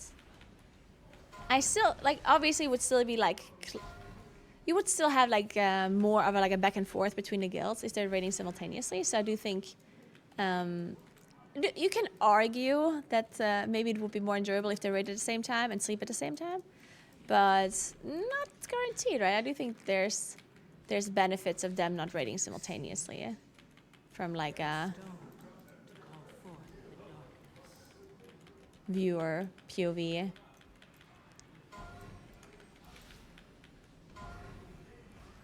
So I think we should just like stop complaining so much about the reset thing, because I mean it is what it is. Blizzard is obviously aware of it. Like it's because I'm not saying you shouldn't give any feedback or shouldn't be sharing your opinion or whatnot, because I do think that obviously giving feedback is very good as long as constructive. But at this point, Blizzard is very well aware of the reset being different, right? Like it's not that it's unknown to them. It's like, oh, wait, the global reset would be preferred, or is something that they want for the race to first? Whoa, what? Never heard of that. You know, like they're clearly aware. So if they're doing it or not is up to them. And constantly like talking about it and talking about the advantages and disadvantages and whatever, I feel like it just has been talked about enough. And it's not that the race is not enjoyable just because it isn't a global reset, right? Because it very much is enjoyable. That's why so many people are watching it, right? So I think being happy with what it is good. And if Blizzard ever wants to change it or wants to do something different with it, then we'll see how that goes. But for now, I'm just happy the race exists. And we'll go from there.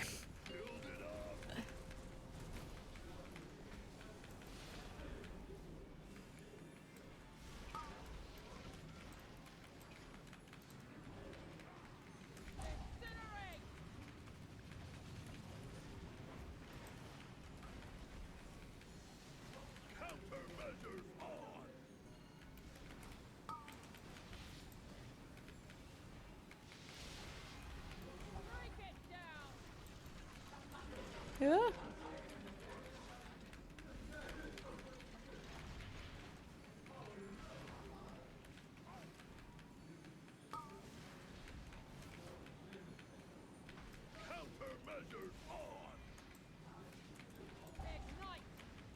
Oh. Oh no.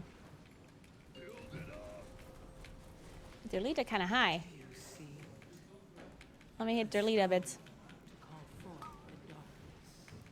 I guess I can use... Actually, no, I'm not... I'm holding my cooldowns. Fuck this. I'm saving those for trash.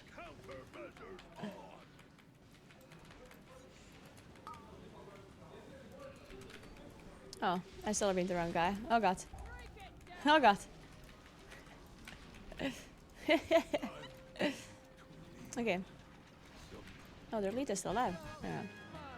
It's so weird to not have any sound. I don't hear anything. I'm wearing a headset, but I don't actually hear anything. Hey, Shazam, what's up? Hello, Hockey. How are you doing? If it's here, we might as well use it, unless you'd rather walk. Hey, Worry. Thanks for 20 months. What's up?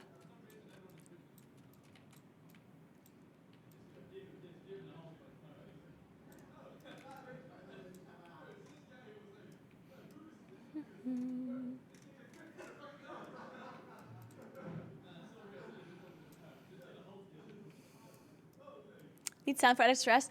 I mean, the sound is actually making things so much like the weaker sounds, right? I don't have them. I feel like I have a fifth affix that I'm playing with. That seems like chaotic justice, but let's finish this.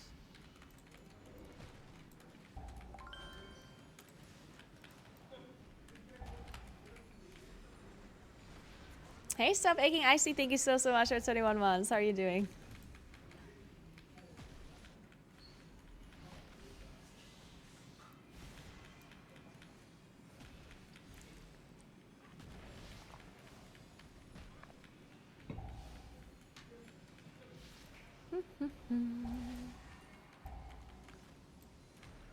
Oh. Are you guys gonna emulate the noises now with chat messages? Thank you guys. What would I do without you? Very good, very good.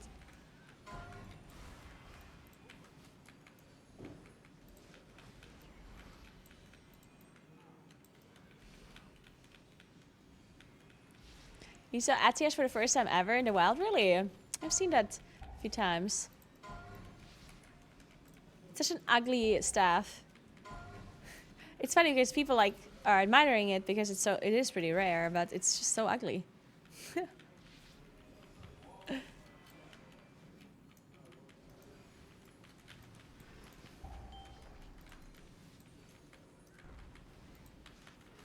Uh-oh. Nice. Oh, the totem.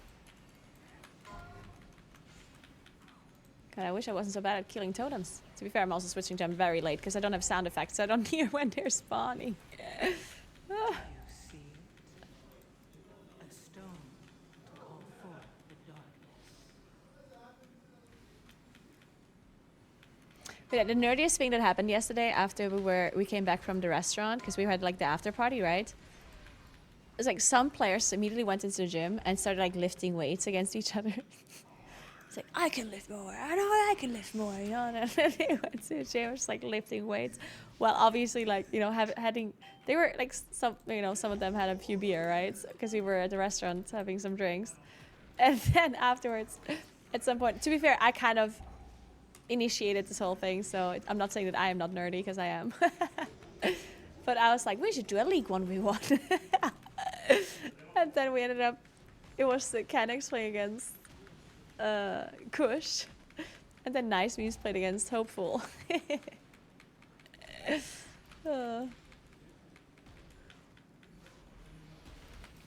And then Naguura came in and started doing 300 LVS bicep curls. Exactly, you know me. Do you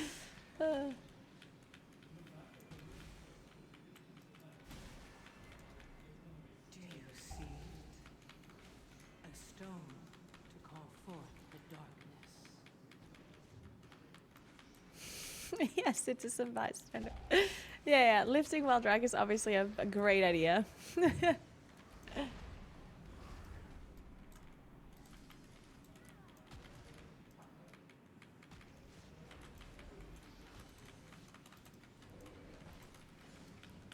What could possibly go wrong? Of course, they all warmed up as well. Certainly.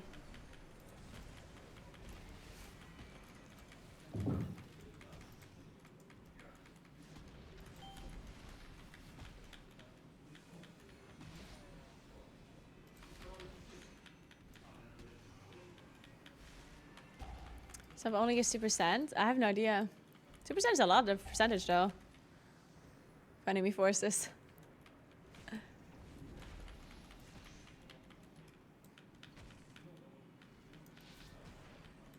Alright, Eric. You and us.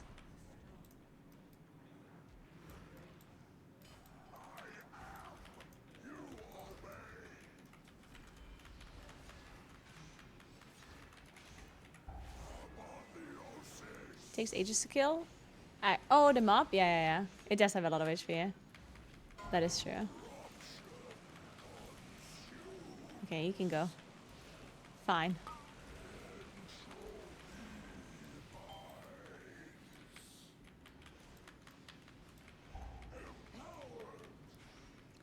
So the main thing I dislike about this boss, I think, is the frontal. Because you have to go to the sides for the portals, and then you have to dodge the stupid frontal as a range, which just takes so much space. Whoa! Oh my god.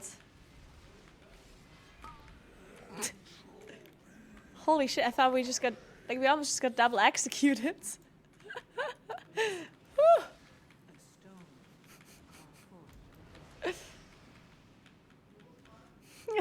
That reminds me of this, like, one rescue. Or was it a grip? I don't know. Like, Hopeful. Like, they were in the last phase of Ansarak. And I think it was Hopeful that was gripped, like, a wrong spot or something. And then he blinked back, and his, like, face expression of getting gripped to the wrong spot is priceless. It was so good.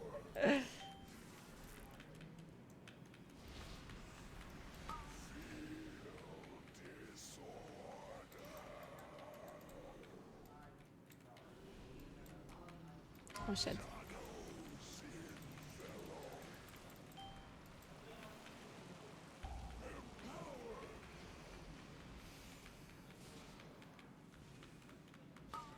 Boomies are so OP. I mean, what you're actually trying to say is, oh my god, Naguura, you're so good at the game. And yeah, I am. I'm glad you noticed. A stone to call forth. It's not easy to be that good. The pressure on you, you know? To always be the best. It's a struggle.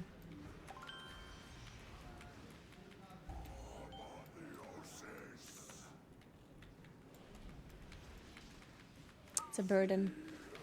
Sirkin, thank you so much for the 60 months. What's up? How are you doing? Suffering from success. Thank you so much, Sirkin. There were 6 boomies in my raid last night. Holy shit. I just got 2 items. Oh, status avoidance. Oh, catalysted, I guess. Looking for someplace Nice. new to explore? Not bad, not bad. All right, thank you so much, Aki Ace. I appreciate that. I'm gonna go get some dinner now. Our prayers and thoughts are with you. We hope you can overcome this burden of being a great gamer. I do hope so as well. Yeah, I'm gonna try my very best.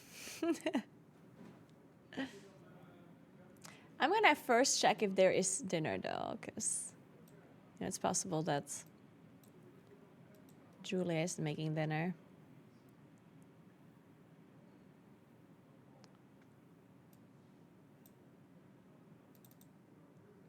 Also, I'm still trying to figure out my plan. Ow, my knees hurt. Okay, whatever, just leave us here. Hey, Frog. Hey, I might. Yeah, I have to figure out my plan if I pack today or tomorrow. Because technically I could pack tomorrow, but you know, I'm more of a like last minute packer. If that's a word. But then maybe I CVA tomorrow. Maybe I just want to like sleep in or something, and then it would be kind of annoying if I have to wake up early just because I haven't packed yet. That'd be kind of dumb. So maybe I should still pack today.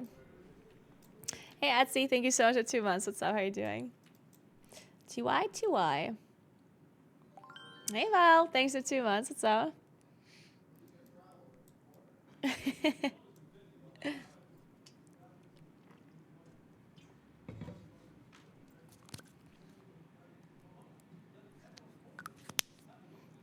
You cast Starfall into targets, yeah. That's the team feeling there. Well, they actually all really like. I mean, obviously they're sad that they lost, right? But they're vibing. Like yesterday, when we went out for dinner and when we had an after party, everyone was really chill. Everyone was really like, you know, people were partying and having fun, and it was great. Obviously, again, people they would have liked to win, but I do think that was slightly less devastating for them to lose because it wasn't that close. Like it was kind of, they already kind of accepted the loss because they never caught up, you know? So it wasn't that it didn't happen that they didn't catch up and then ended up losing. It's like they never caught up, you know? So it's like, you never got out of this mindset of being behind, I guess, is what I'm trying to say. I feel like it would be a lot worse if it's like if you end up catching up and then it's really close and then you lose. Because then, like, any small mistake you make in your mind would have been, oh my god, if I didn't do this wrong, we could have gotten the kill in that pool, you know? And we would have won. I feel like it's much harder mentally if it's closer. But obviously it wasn't close at all. Like, Liquid just completely played out of their minds and won very clearly. Thank you for the 2 months, Goldman. Thank you very much. So yeah, I don't think I think that kind of helped for them to not feel so bad. They still feel bad, of course, but yeah. Yeah, no, that's actually a point that I think we were talking about a little bit on the caster desk. I think it was with Mike, like it was with Preach. Basically, what we were talking about is the fact that sometimes losing in this way is going to be good for them moving forward because they're going to learn something out of it, and they're going to maybe like, they're going to be more motivated maybe next time, you know, because I do think the last time Echo lost, there were like things you could argue that you could come up with your, like you could have basically argued, oh, we only lost because of like the blister tuning or because of whatever, right? Because of the hotfix timing. And that's, no matter if that's true or not, that was in your mind, right? Like it wasn't, oh, you just got outplayed. In your mind, it could have been like, oh, we might have won if the timing would have been different, you know? And that's, I feel like, created the scenario where they're like, oh, we maybe would have won. And then it didn't really like change or hinder your motivation for next race. But this time they clearly lost without anything really giving the opportunity to have an excuse.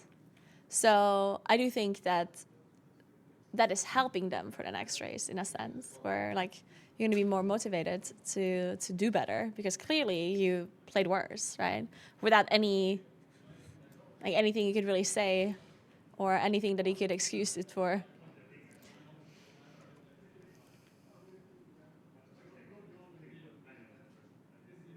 I find it funny how people kept bringing up the head start argument, although Echo killed it more than 24 hours later. Okay, that's irrelevant though. Like that's a meme. This whole thing of if they would have killed it 5 hours later, or if they could have, like it literally, it doesn't make sense. The time difference does not make sense. For multiple reasons. Number one, because that's just not how it works. Whoever kills the boss first wins, right?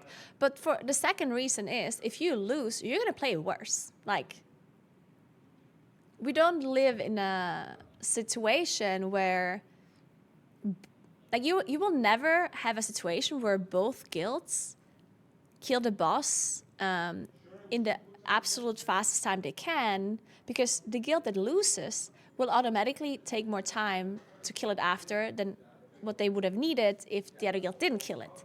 Because of course they play for first, not for second, not for third, they play for first, right? And once you lose, that will of course affect you and you're going to play differently. So would Echo have killed the boss a couple of hours after Liquid if they wouldn't have known that Liquid killed it? Maybe, you know? I don't know, like no one knows. We don't live in a situation where that is true. But to say that this whole 24-hour thing or the 12-hour thing, that's just not relevant, right?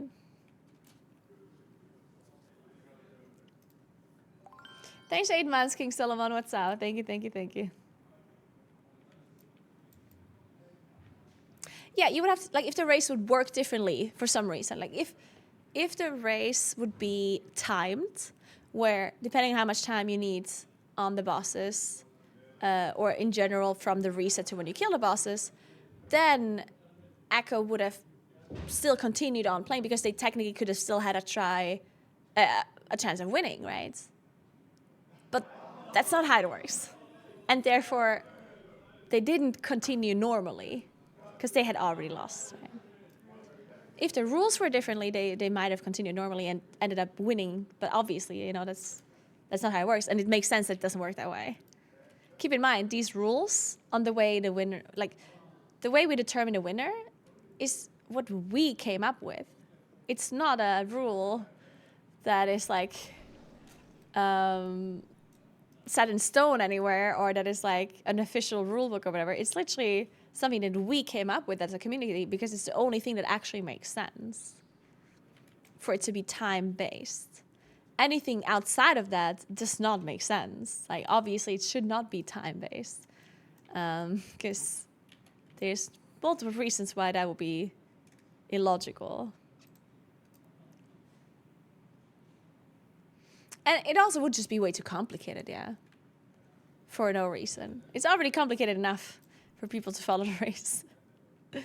But adding these like extra rules or whatever would just make it even more complicated.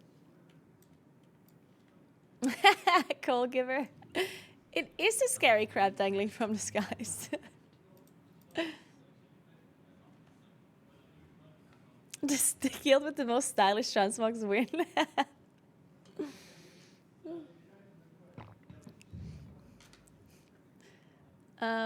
So it's still delayed, then a reset.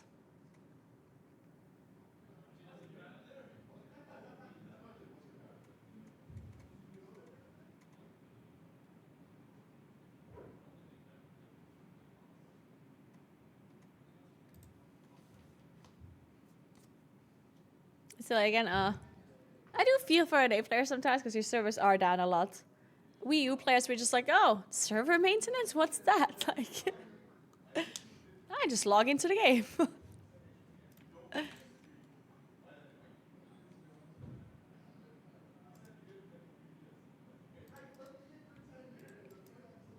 Okay, I think it might just not be dinner, guys. I think I might play one more in Plus Key.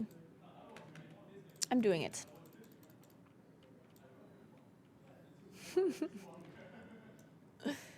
No, almost always, it is true. Almost always the better team just wins the race. Like, of course, there are situations where that is not true for, well, I don't want to say there are situations where it's not true, but there are situations where it's a lot more unclear if the better team won or not. Like, for example, when a boss dies around the reset, or when a boss dies really quickly, or, you know, then you can always have these kind of arguments where it's like, oh, not sure if they actually did play better, you know? But most of the time, it's pretty clear that the winner deserved to win and they were just playing better. And all of these people come up with these excuses because they're fans and they're passionate about it, which, you know, it happens everywhere. It happens in all kind of sports, esports, whatever. Even if it is like an official tournament, because this is just a community-based event that is by default unfair, right? Because you don't have the same starting point in WoW in this race. So it's by default unfair.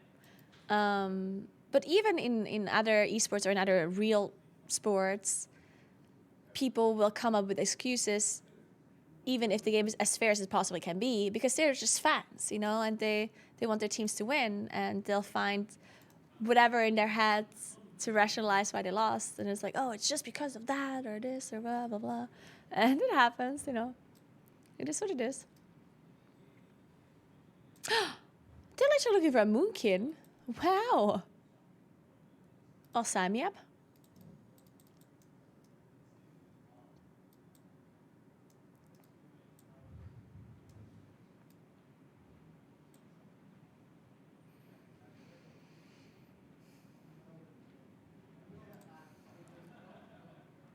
Do I really want to do Grim Battle, though?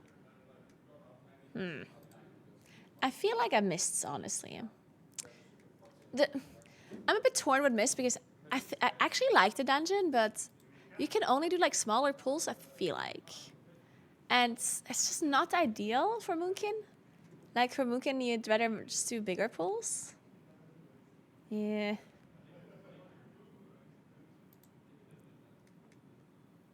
Hey, Galerin, thank you so much for 30 months. What's up?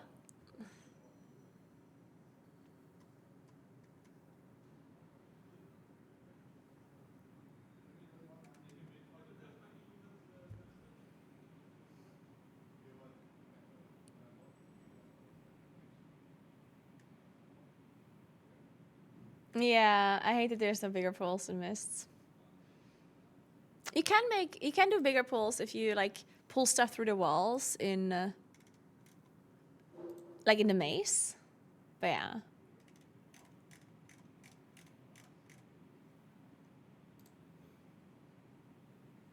There are just too many variables for it to ever be fair. Yeah, I agree, and that's fine. I personally think it's totally fun. Because, I mean, in the end, everyone that participates in a race well first is aware of the unfairness of it, right? So it's not that they're choosing to do this. And everyone that is watching the race well first is also aware of it being unfair initially, right? So if you're getting involved in a race, no matter if you're a player or a viewer, you're aware of what the stakes are initially. And if you then in hindsight go ahead and say, oh my God, this sucks, it's so unfair, then you're like, then you gotta ask yourself, like, why are you then getting invested in it? Because if you think it's so unfair from the get-go, then maybe you should just not watch it, or you shouldn't be participating in it, or whatever, right? Because that's what the race is, you know? Because if you're only gonna be happy if your team wins, and every time your team doesn't win, you're gonna call it being unfair, well, then what are you doing? Like, then you should maybe just watch something else instead. I'm a controller player. Is this game viable for controller? This game does not support controllers. I think you can. I guess actually, when I say not support, I think you can play with a controller, but it's just like not made for it. So you have to like figure it out yourself, as far as I know. There are people that want the race of World First to be better than it is, but how is it not good? Like, how can it be better than it is? It's insanely good. The amount of people that are watching is crazy. It's so good. I feel the people that say they want it to be better just want their team to win most of the time, I think.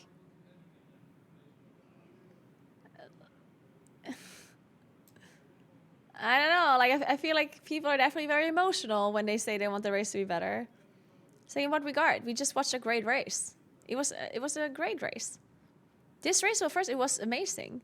The only thing that sucked was that it wasn't closer. If this race would have been closer, it would have been fucking amazing. It would have been the best race ever. Unfortunately, Liquid played much better than Echo, and it wasn't close, right? That's the only thing that is like the negative thing about this one. Because the race itself, like the way the bosses were tuned and everything, was amazing. There was no like controversy about tuning, about hotfix timings, about anything. It was amazing. It was really well tuned. We had a heroic week, so everyone came in with the same kind of like gear and everything, and the same amount of characters, and it was really good. It was really good. So I can't help but believe that the people that really are arguing about like the fairness and stuff of it, they're at least a little bit biased. How are you guys? What do you mean copium? I'm so confused. The only people that are coping here are certain type of Echo fans right now. Like, don't get me wrong. I obviously love Echo. Like, I've been casting for them. I love the team, but they just have been outplayed. Like, there's just like it is, right? They just didn't play as well as Liquid this time. And their bosses were amazingly tuned. And to say that there's anything that was unfair about it, like you're the one that is coping in that moment, yeah?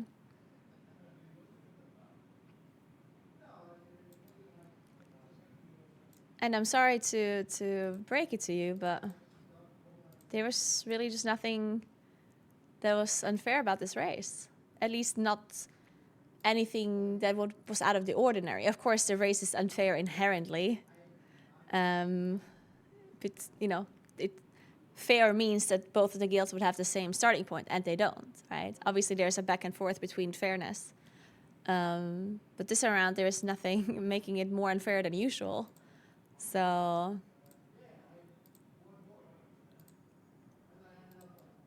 I wish it would have been a bit closer, though. Obviously, for my viewing experience. Because as a viewer, it's so much better when it's really close. Hey, Monsters! That wishlist bag is very awesome to say. Also, I like that. I like it so much.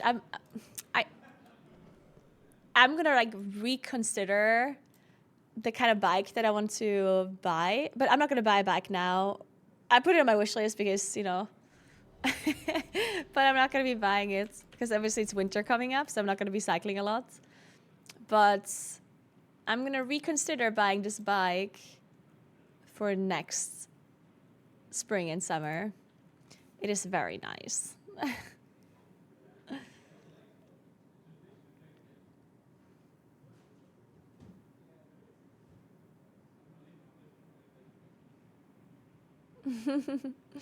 I win the lottery, I don't play. I buy you and me both. Yeah. If I win the lottery, then I will also buy one of these bikes for you and me both. Deal.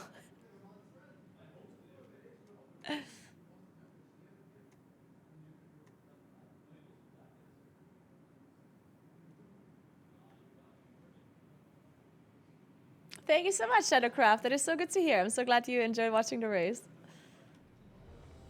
Alright, Yeah? there's gonna be dinner soon. Oh, yeah. I'm gonna come down after my key. No dramas. It's like really nice fish, garlic mash, roasted veg. Nice. All right, sounds good. Okay, there was dinner. I guess I'm gonna have to warm it up later. Thanks for Prime, Sudra. Thank you so much. Appreciate that. I could look like they did not take it that seriously. Oh, trust me, they definitely took it very seriously. No, they definitely took it very, very seriously. They very much did.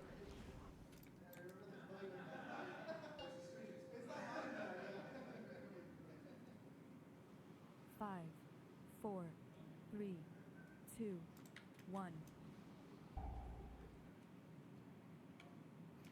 And now you learn the But that happens, you know, like the void. obviously Liquid and Echo, they're both incredibly good. I mean, Method is also just getting closer every time. And it's good to see stuff like this, right? Because it will push Echo to become even better and do even better next time. And it's going to be great for the competition. It can only mean that the next race is going to be even better. Which is great for us as the viewers. And all we care about is our enjoyment, right? We don't care about the players. We just want it to be fun to watch. Fuck the players.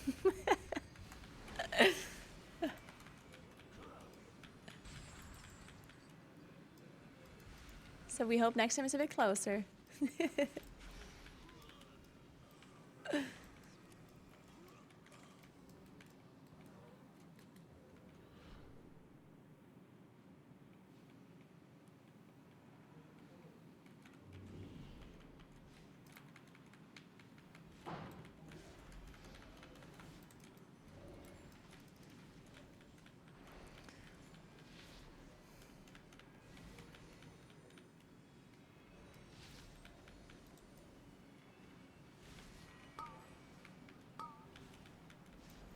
That's actually important. I don't know. I never tried if I can keep the Dream Search buff if I do pre-trees.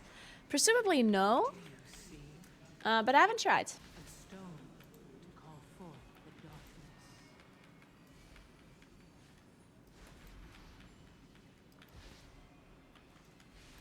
Did I just send my cooldowns on the double ads? I think so.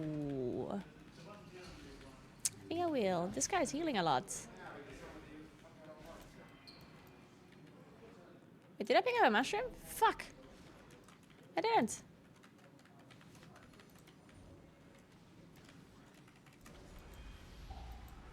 Or did I?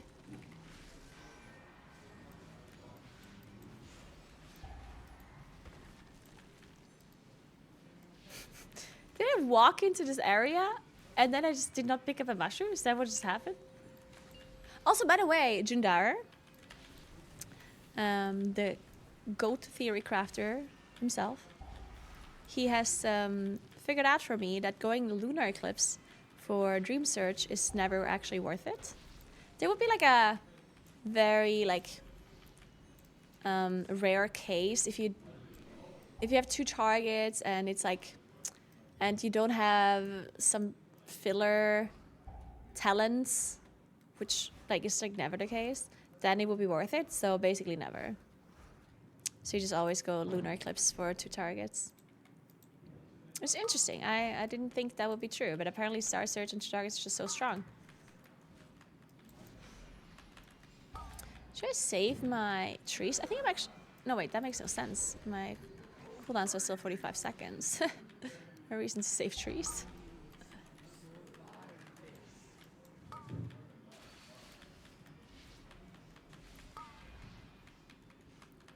Yes, we need to wait 30 seconds, yeah? 30.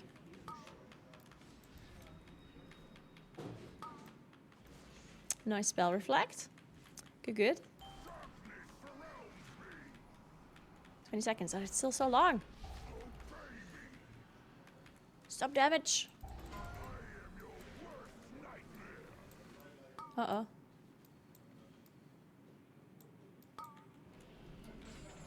Shit.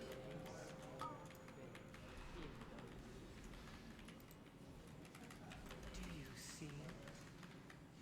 Okay, we got it, we got it. To call forth Oh, that's also late. Shit. Nice. Okay, we blasted this boss. Thank you so much, Elliot. I had a really good time casting this tier. The fact that I wasn't rating myself and like not having the pressure of having to level up my character. I mean, the pressure of gearing my characters. It was so much nicer for me this race compared to like last race. It was so chill. Like I managed to cast and to stream and to even create some pretty cool YouTube content and hang out with the other casters and Medic as well being here, which was really cool. So yeah, I just had overall a very good time.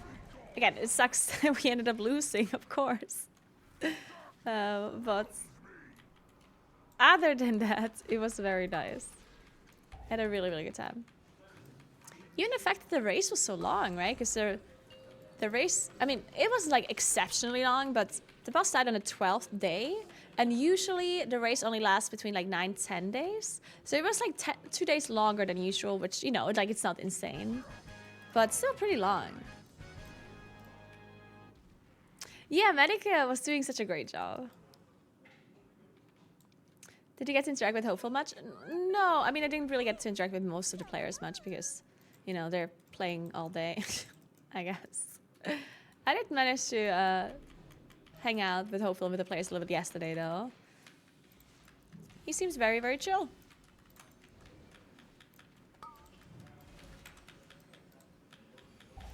He did a League 1v1 yesterday against Nice Memes. He won.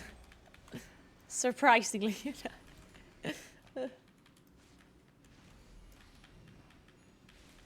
He is. Medic is definitely a very fun and chill guy, yeah.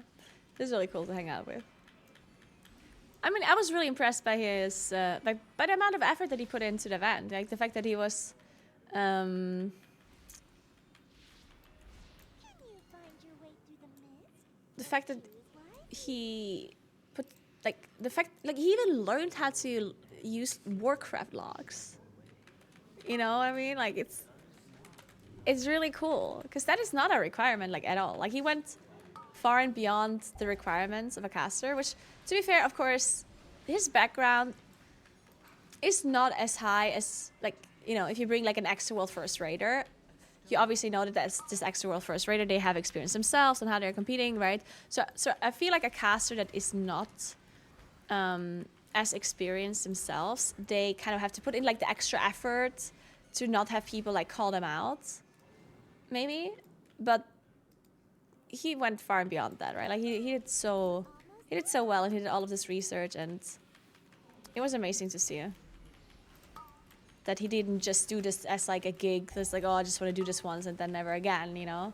He definitely was, like, putting a lot of effort into it, and I hope that he wants to do it again. It's possible that he doesn't want to, right? Obviously, but we'll see.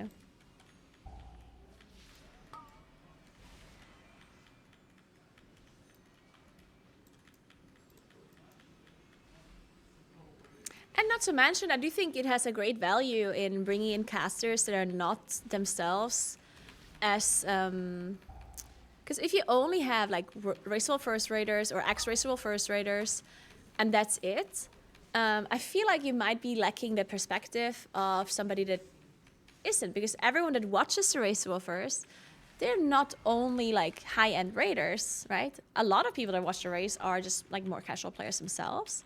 And I guess a lot of, like if we casters only have people that are racial first raters, then they might not, sometimes they might not explain things that some people might want to have explained because they don't know that people are lacking that information or something, you know? Like somebody might be watching and does not understand what split rates are. To be fair, split rates are something that is getting explained all the time. But let's just say somebody's watching and they don't know what a battle rest is. I don't fucking know, you know? But just like things that are not super, things that are pretty obvious to somebody that has been in a racial first for a long time, or that has been casting for a long time. So having somebody that comes in and gives a little bit of a fresh perspective on that, that maybe is asking questions that we would never naturally answer, but people in chat want to know, you know? Sometimes Maddie might be saying something that he thinks is true, and then he's like asking us, so is that how it works? And we're like, oh no, actually it works this way, right? And that will help the audience. What are we doing? Yeah, exactly, Fox Mike, yeah. 100%.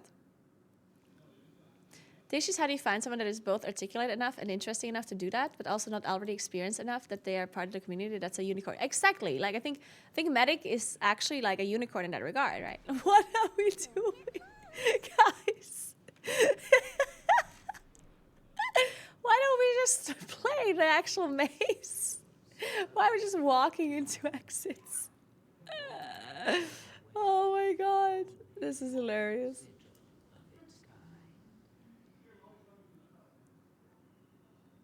I don't see the other one, so you're gonna have to find the exit.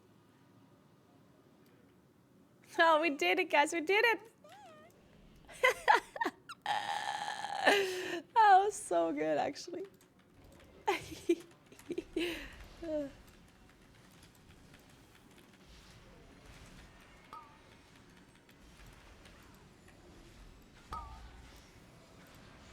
But yeah, as you were saying, like it is actually very difficult to find people that will be interested to cast a race, but they are not like WoW players themselves or very casual themselves, but they're still like good casters or interesting enough. Yeah, that is kind of hard.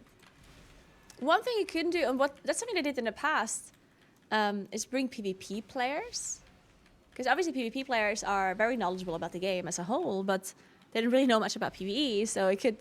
But then, I guess there's still some things, some functionalities of the game are still very obvious to them, while maybe not obvious to some of the viewers. Thank you so much for the Prime, Bobby. Thank you very much. So yeah, I guess PvP players also don't necessarily fill that role exactly. What happened to Moonkin being the worst spec in the game? Well, you know there's something called buffs and nerfs.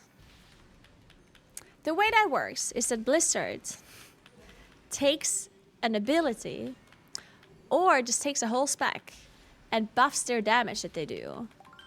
So it can actually go from being not so good to doing better.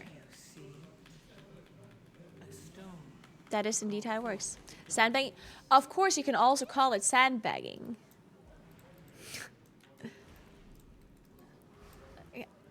I swear the amount of people that just don't understand how buffs and nerfs works. Like, wow, Moonkin said they're bad this whole time. Turns out they're actually good, even though they got a 10% single target buff. So do you think it was sandbagging, or do you think it was the fact that we actually get a 10% damage buff?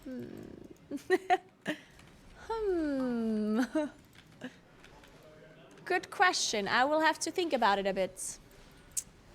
I'm gonna have to think about this for a bit longer, and then I will get back to you.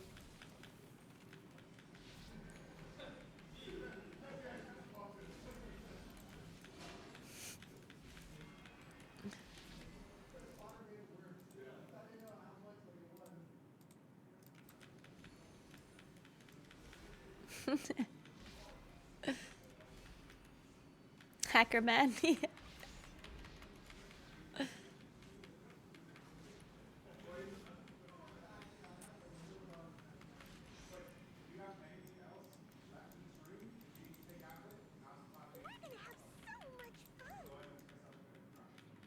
Alright, I think we're actually... Oh god. I shouldn't have done this key, actually. There's a lot of people, like... I think they're already done. Like, they're already done eating. And they're now, like... packing up the rest of everything. So I'm gonna be super late, so fuck. Oopsies. Everyone is gonna be gone. Like, the whole Echo venue is... Like, the venue is just, like, empty. And I'm gonna be left all by myself on this desk. I was already home. And I'm just sitting here playing Mist of Turnaside. One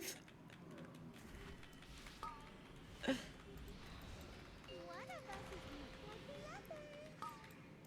You, I want to play with you. Oh, it's a flower. It's a flower. Let me just walk here. Oh, Are you feeling tired? second amaze forever. Yeah.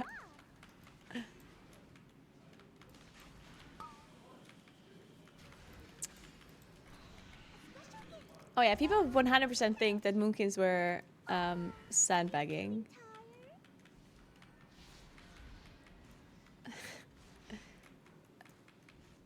Hey, they just completely ignore the fact that we got a huge buff. One of us is not like the other. As if that is irrelevant somehow. Are you feeling tired? You, I want to play with you. Oh no. We have two resistors. Oopsie have a... There we go.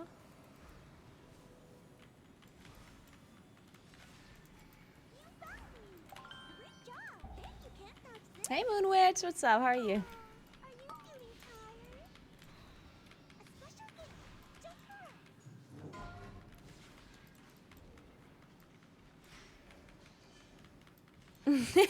us. Sulima. Oh. Yeah, somebody got hit by the dog. I mean, I had the fixate, but I didn't get hit by the dog. Someone else did. It wasn't me. I did kind of through the melee camp, to be honest, but that's just because of the way Snowball works now, right? And stone to call forth the dark. If you want the clone to take damage from the snowballs, you're gonna have to stand there. And if you have fixate, then it's gonna have to deal with it. Why doesn't the clone sometimes take damage? Like, all of the snowballs were aiming through and it didn't take damage. Why not? Is the positioning of the boss off sometimes? Or why is that how it works? Like, does the boss have to be further away or something? I haven't played like that in so long. Let's do it again. Hey, Snowja, thank you so much for Prime. What's up? How are you? Okay. No more mess. Hey, this doesn't look right. It doesn't look right at all.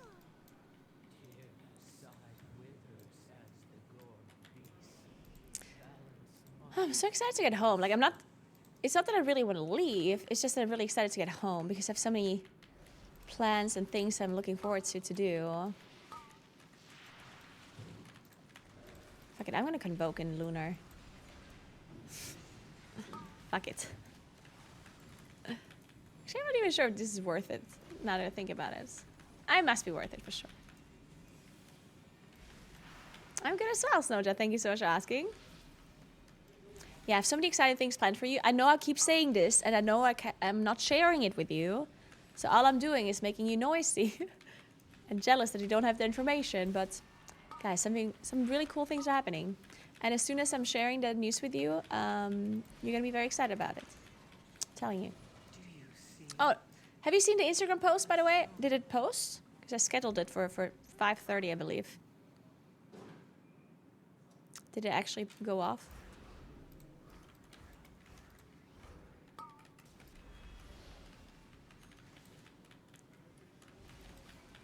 I've never scheduled a post before, so now... Okay, that's a lie. I did schedule a post before, but like... I rarely ever do it. I mean, I rarely ever post anything on Instagram at all. Other than Reels, which I just re-upload from Shorts that Benny edits. I'm the worst content creator ever. Really, Colgiver? You happy about trees being good? Actually? Wait, why?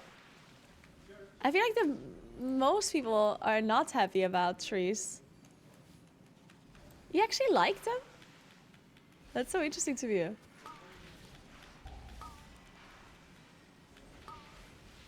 Yeah, I said no to trees because I hate them. I hate them. I don't want to play trees. To be fair, I also don't want to play Loon's Chosen. I don't want to play Moonkin at all the way it is right now. But we already got some changes announced, so...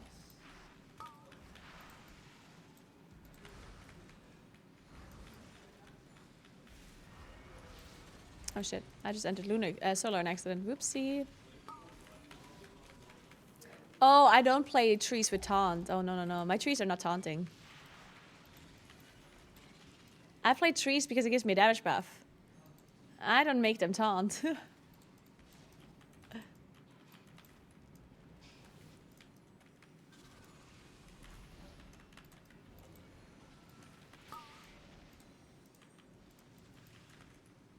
Oh, I actually wish I had cooldowns. I mean, I do, but...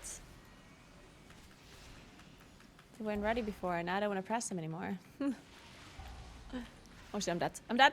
Oh god, that was so close. Do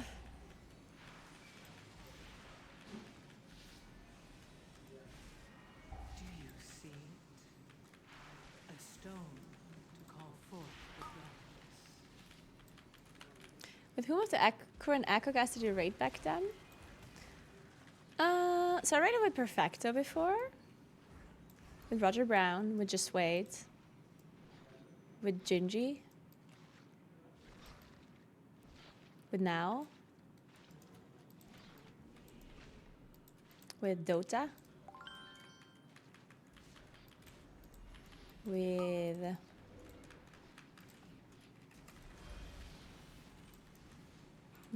that might be it.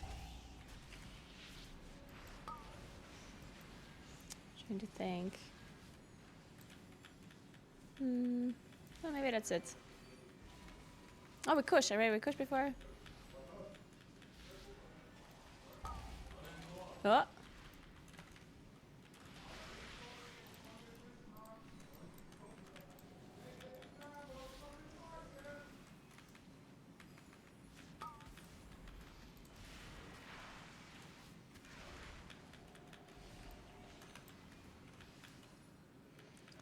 I did say perfect already, yeah.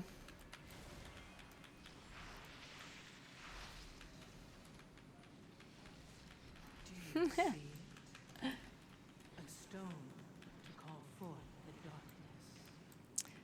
I did 11 yesterday, and that 2.3k shaman didn't know how to dispel the tank buster. This gives me hope. To be fair, the tank buster mechanic in Stonewall actually is...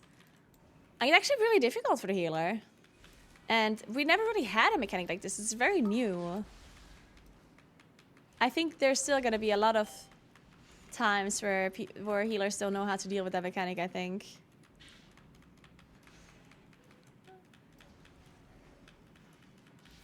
Oh, Wolf Disc. Yeah, Wolf Disc. Of course I play with Wolf Disc, yeah.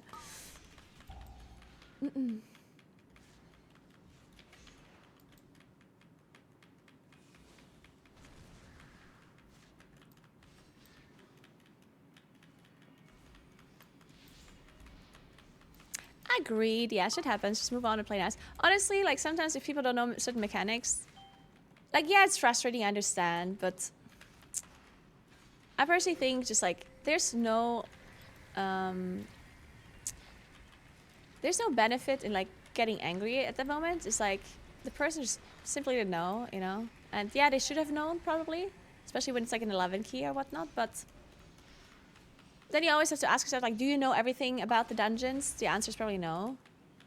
And when I say probably, it's very likely no. Like, none of us knows everything about the dungeons, right? And yeah, of course, there's things, there's things that are a little bit more important to know than others, you know. But there's always things you can learn, and always things that you're not aware of. So the best thing, if you don't know something, you would probably appreciate it if a person in your group just explains it to you and doesn't get all angry about it, right? So it sucks, but dungeons are just so complicated.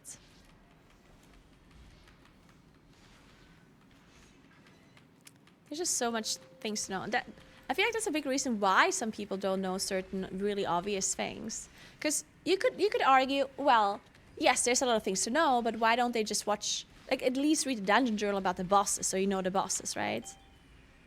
But I feel like a lot of people think it's like, why would I even like bother learning what the bosses do or whatever in detail when there's so much other information that I'm going to be lacking, because the trash is just as important as bosses, right? Sometimes.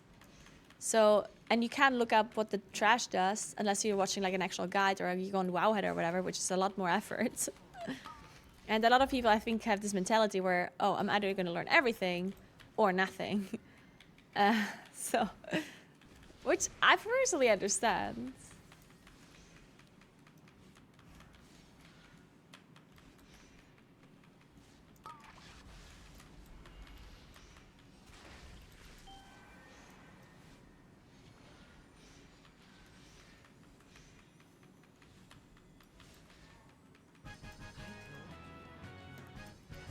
All right, noise, noise, noise.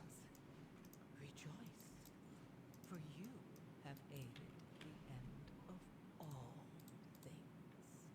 Lakali slumbers. Knowledge Oh, wrist. time Oh, do you need? is sad.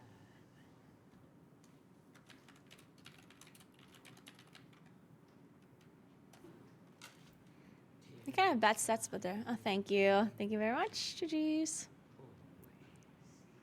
Oh, they can't trade them. Fuck.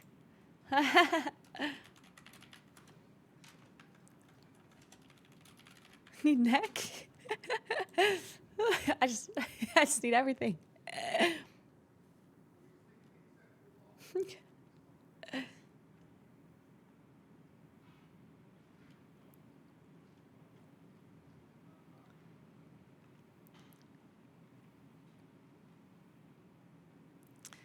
The 4 that appear when I play WoW? Oh, thank you so much.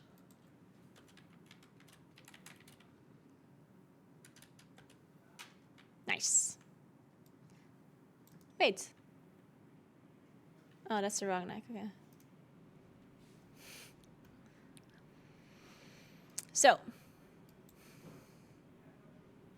Yeah, the 4 characters that appear on my screen is like my main, this druid, and my warlock alt, and like 2 random classes I don't even remember. Like, I honestly don't even know.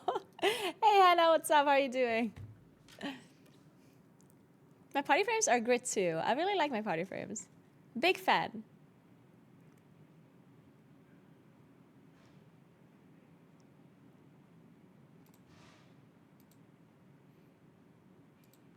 Okay. Now I'm actually going to leave. I need to go and get my dinner, which is already cold, and I'm going to have to warm it up. Okay, so I have to leave because, you know, I have to eat dinner, then I have to pack all of my stuff here, like my PC stuff. Then I have to pack all of the other stuff, and then probably just going to go to the gym a little bit and cycle, not doing anything fancy because I'm kind of, you might see it in my face that I'm not having the greatest day today. Might have had a drink or 2 yesterday. Maybe drank a glass of wine or 2. Or 3. Or 4. Who's keeping count? But yeah. I'll fly back home tomorrow. The flight is going to be in the morning, but I have to drive all the way from Verona to South Tyrol. So gonna be traveling most of the day tomorrow. And then I'm going to probably take the time tomorrow.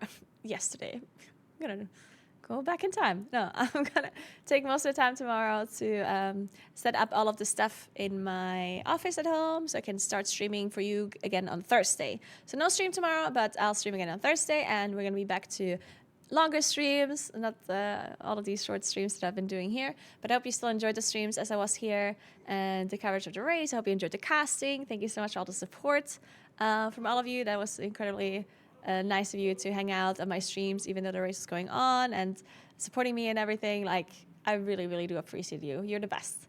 And yeah, hope you enjoyed the race well first. And on to next adventures. As I said, there's a lot of things that I've planned from now until the next race. There's going to be loads of... I think I'm also going to do a lot of like real life streams and a lot of variety stuff. Of course, also playing WoW. But I'm definitely going to try to do a little bit more variety, which is something that I'm really excited for. And I hope you guys are too.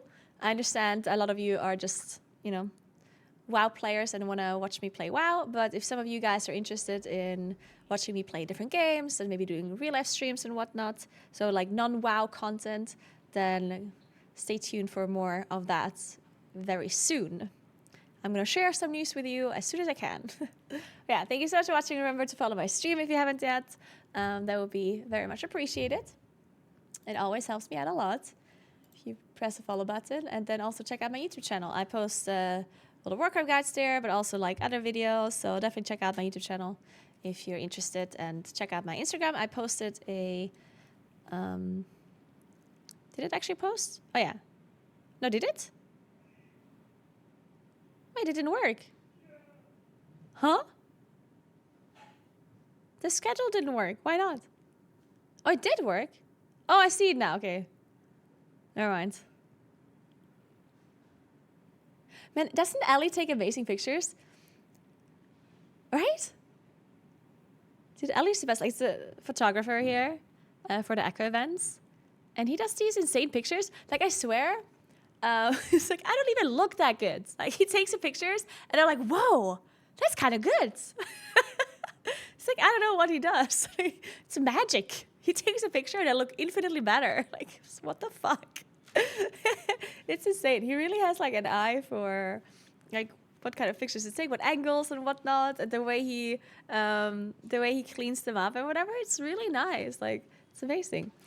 He's doing an absolutely amazing job. But yeah, that's it. Check out my Instagram as well, as I said. I also have a TikTok and I have a Twitter, so check all of those out as well.